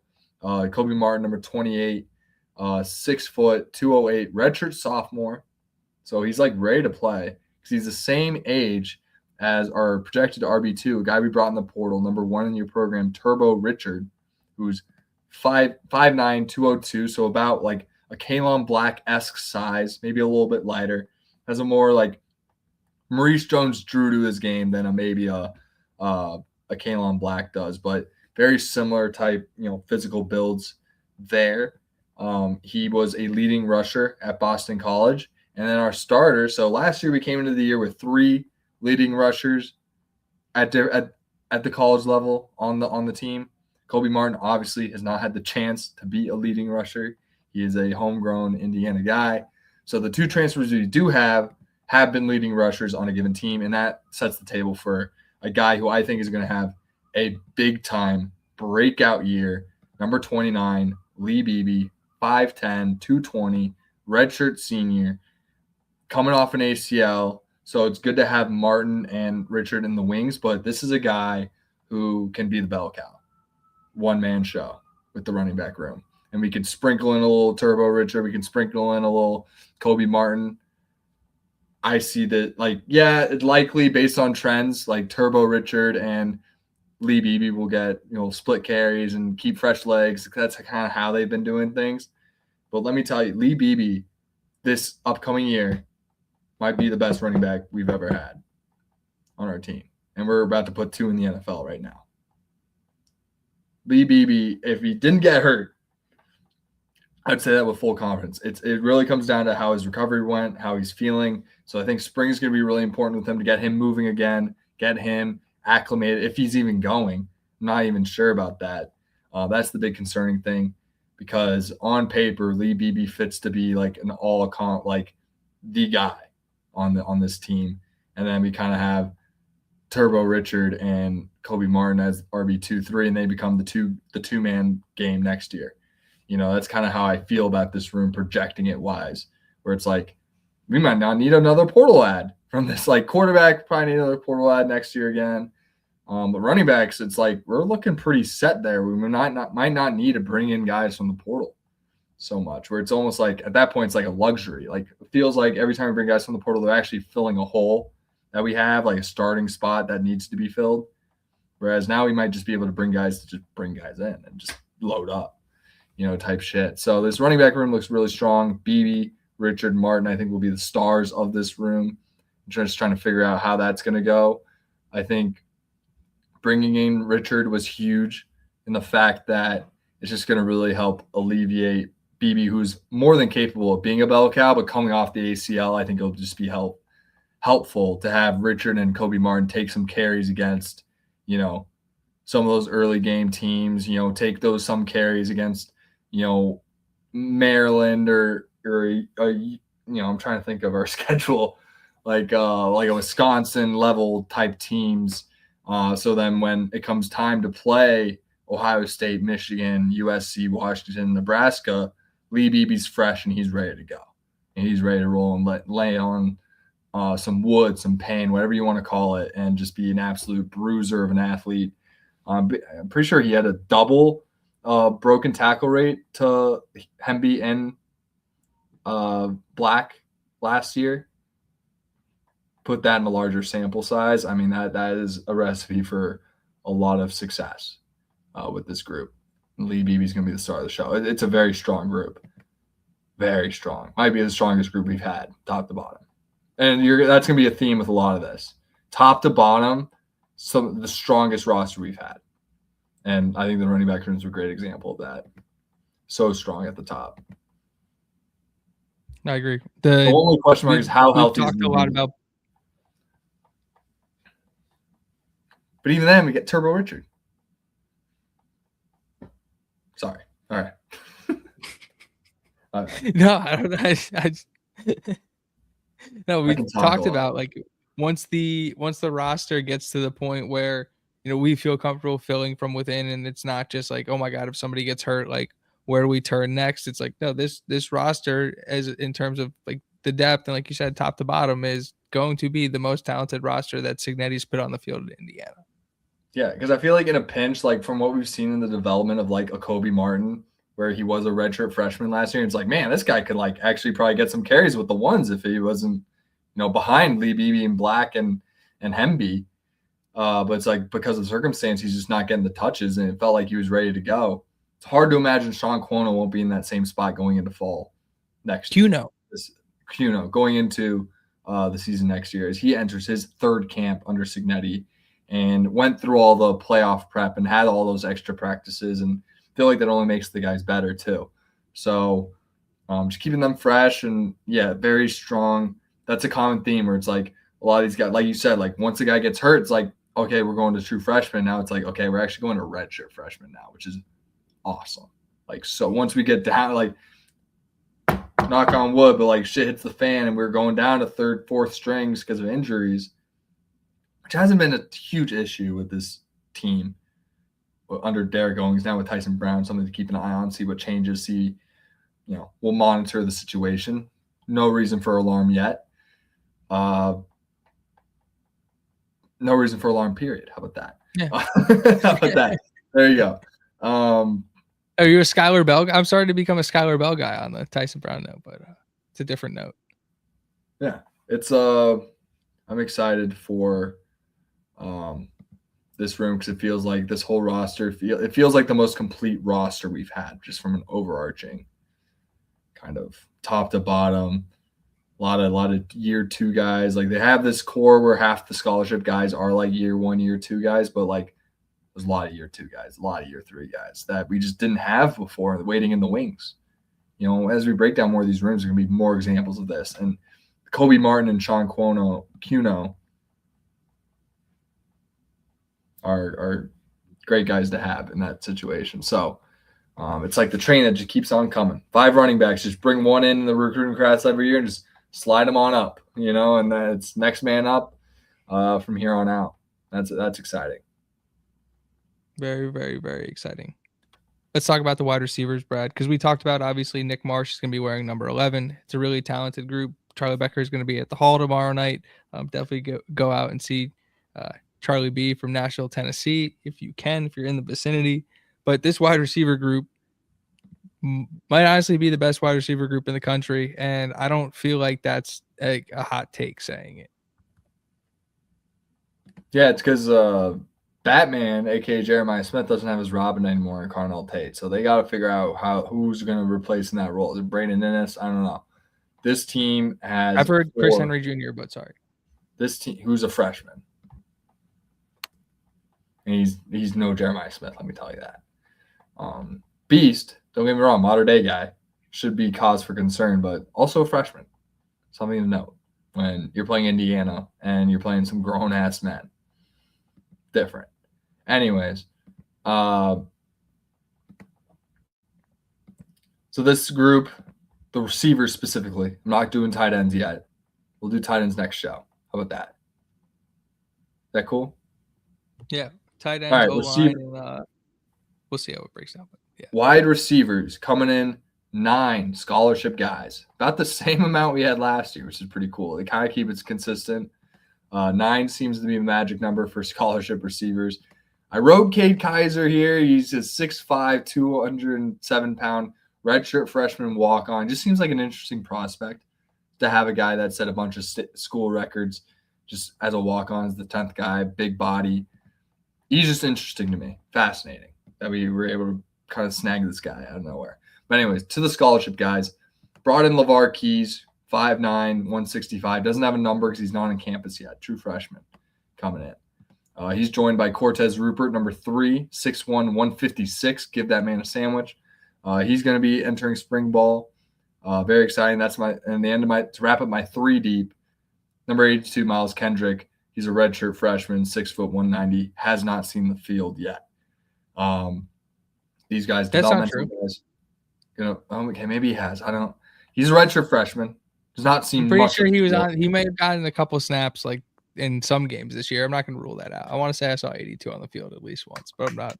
Don't quote me on that. Yeah, don't correct me if you're not 100% sure.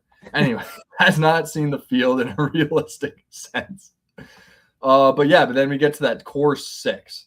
That's what I'll call it going into this year, where you have these 2 very speedy receivers that are true sophomores, Signetti recruits, looking to kind of break through and become contributors to this team. I could see them becoming return specialists in the punt return game. Slot guys, number 4, Davion Chandler, 5'11", 180, true sophomore, and number 6, LeBron Bond, 5'9", 178, or 173, true sophomore. These guys are coming into year 2 in the program. They were given enough belief to burn their red shirt. They felt like they were ready to play every game. They did, whether it was on special teams or anything like that. They are going to provide solid depth to what is a very strong top end guys. Like, you might be sending 4 receivers to the combine next year. Like, when we say this is the best receiver room in the country, like we're not joking. There's more depth here than there was last year. Like, yeah, it's EJ, Johnny Brady. Like, those guys were great, fantastic players. It's just, you talk about Tyler Morris coming back from injury, a national champion and two-time national champ on Michigan and Indiana, played on that Michigan team that won it, was out for the season last year with an ACL. He comes back as a redshirt senior, number 9 in your program, 5'11", 183. Super excited to bring this guy. He is so fast. We were talking, same exact thing I said last year before he got hurt himself. So fast. Such a fast player, a winner, has been there, done that. The fact that we were able to win, like we were anticipating, we brought him in anticipating this guy would be a big piece to our offense this past year, and we were still able to win the national title. Like him and Lee Beebe. Like, you know what I mean? Like, this program's insane. And they bring him back. Shaz Preston, number 7 in your program, 6 foot, 199, redshirt senior. If you don't know anything about this guy, he led Tulane in receiving last year. Was a 4-star coming out of high school. Was a Nick Saban recruit. Like, this guy has the stamps on stamps on stamps. Like, him being your wide receiver 4 is a big, like, I don't want to disrespect EJ Williams. It's like, that's feels like an upgrade in that sense. The weird thing is that Tyler Morris is like a true slot guy, so it'll be fun to kind of have him in that the kind of role coming into it. But to have those two guys as like support for, you know, 2 guys that I think are going to be first-round picks as true juniors, and Nick Marsh, number 11 in your program, and Charlie Becker, number 80 in your program. True juniors, projected first-round picks in my head right now. Loaded room. Preston, Morris, Marsh, and Becker. It's really hard to top that. I don't know what the other schools are doing, and to be honest, I don't care. I know that we have probably our deepest, like you talk about those 6 guys ready to go, where we have like, we know who these guys are. We know what we're getting into here, where it's like, we're going to last year, like, man, I think Mekhi Jackson's going to be the number 3 guy. Like it could be maybe Becker takes a leap. Like, that's what we were talking about last year. And like, we have 6. I was the only guy calling guys. Omar Cooper the slot last year at this time.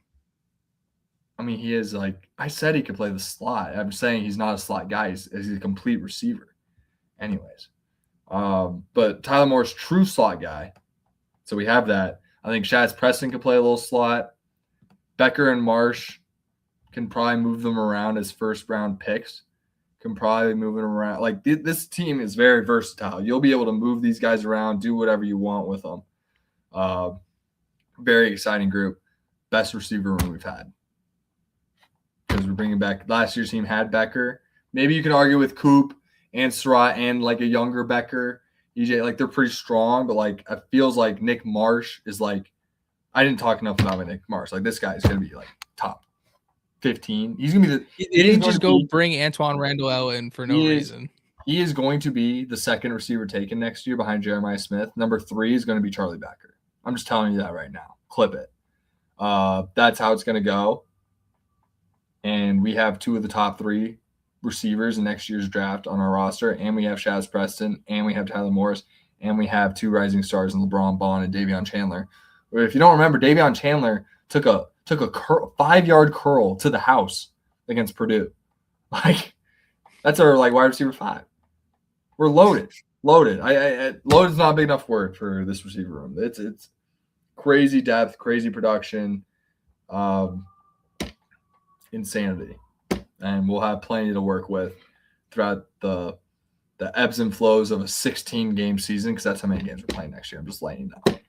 In a 16-game season like this is the type of depth you need to take the nicks and knacks throughout the course of the year and bring guys into relief. And now we have Miles Kendrick, who's ready now as a redshirt freshman, where he can come in. We have 7 guys ready to go at the receiver. That has never been the case in this Cignetti era. So, and on top of that, the 2 top guys we have are first-round picks. So that's pretty great too.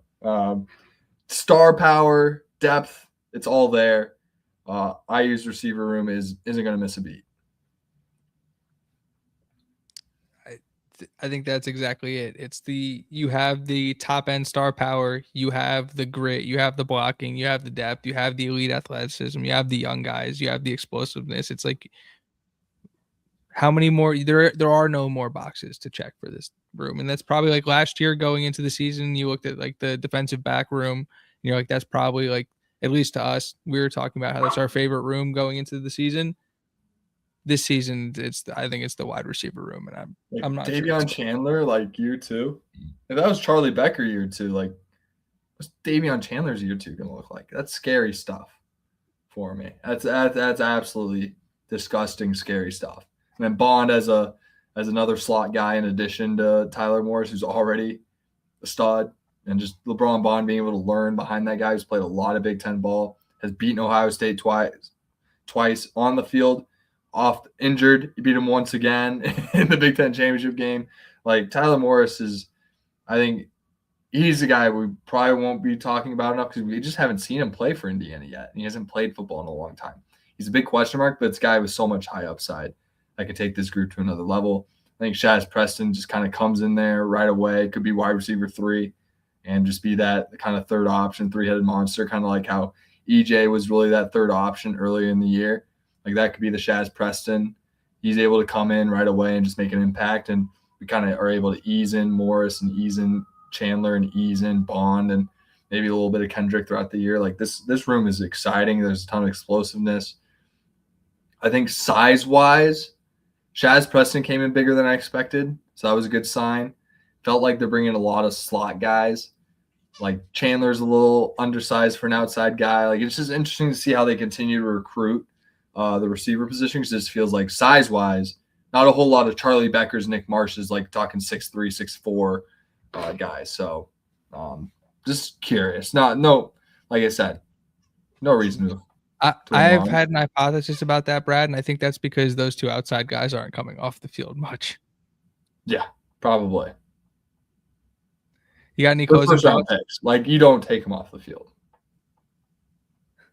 You got any closing thoughts for this week? Our skill guys look really fucking good after just breaking them down. A lot of star power. Like from the guys I mentioned, like we could have at most 7 guys just from the receivers, quarterbacks, and running backs go to the combine next year. I think Turbo Richard probably comes back regardless of season just because he's a true junior. And I think it'd be great I think he'd want the feature kind of role again. And since you're splitting carries, it's like I'm a true junior, I split carries, and it's better to get just more time on film, or I don't know what he's going to do. It's honestly weird to speculate on my end, so I'm not going to do it. A lot of these guys, I have 7 guys in bold, as in they are starters. So I got 4 receivers in bold, 2 running backs in bold, and then Josh Hoover's in bold, obviously. So loaded. I love it. My final thought is I think I'm going to write this week, Brad. I think I'm going to make my return to the written word in the off season. And I'm not sure what I'm going to write about, but I think that's coming this week. So it's just hope I gave you some inspiration. Plenty of inspiration. And then that just to remind people that you can listen to us on audios too. Like we're on Apple Podcasts, we're on Spotify, and all that good stuff wherever you get your podcasts. Like I said earlier in the episode, I was on Southern Sports Scene on with Lucas Hill talking state of the program with Indiana. Go check that out on his channel. Kirkwood and Dunn episode 100 drops tomorrow night at 8:30 after the Indiana basketball game. Definitely check that out on their YouTube channel. And yeah, our clips are going to be coming out on the channel. You can obviously watch the whole live on the YouTube channel. Plus, you can watch it pinned to the Sigs Inside Twitter account. If you're watching on the Twitter account, hop on over to YouTube. Please like, comment, share, subscribe. Hit the like button, comment, hit the bell icon, notification, all that good stuff. But yeah, follow us on Twitter at Indiana at the Voice of College Football, or at Indiana VOCFB. Follow the Voice of College Football. Check out the Twitter page. They're doing some cool things over there. Trying some new different ways to engage with the audience and such. So you'll see a new look from the main page over at the Voice of College Football. Then you can follow me at Alec Keyser, follow Brad at Bradley_Loomis8. And yeah, keep an eye on the feeds, keep an eye on the channel. There'll be content dropping this week for sure. Love it. I just saw it's funny because we just broke down another closing thought. Just saw sleeper CFB post who has the better offense, Texas, Miami, and Oregon. They drop like quarterback, running back, 3 receivers. Should I throw in Tyler Morris or Shaz Preston as our third receiver? And do I put Turbo Richard or do I put Lee Beebe as the running back? Not sure, but it's none of these 3. It's Indiana, best skill guys in the country. And I'm going to quote tweet it on my own account, actually. I'm not going to do it on. I don't know if Anyways, you could hear I'll do it. I'll take care. I'll handle it. No, sorry. I had the dog chewing the toy in my lap. I don't know if anybody can hear that, but it's okay. We're battling over here. I appreciate everybody hanging in. We'll be back next week. And yeah, shout out to the boys. Wave, Nick Scroll, Signar, the intro songs, 1621, the outro songs, the sweet sound of Butter Symphony. Hang in there, Indiana basketball fans. Support the team tomorrow night. And yeah, the power of positivity is it works sometimes. Maybe try it. I don't know. Got us an Natty. But no, shout out to the Hoosiers. There's always something to talk about when it comes to Indiana football, which is really exciting, obviously. And obviously, like Brad just got done saying, like this team's gonna be really damn good, and the expectation is not going to be anything less than going back to the playoff and competing at a high level. And we're gonna keep talking about it each week. So appreciate you guys for hanging out. We'll see everybody next week. Go Hoosiers.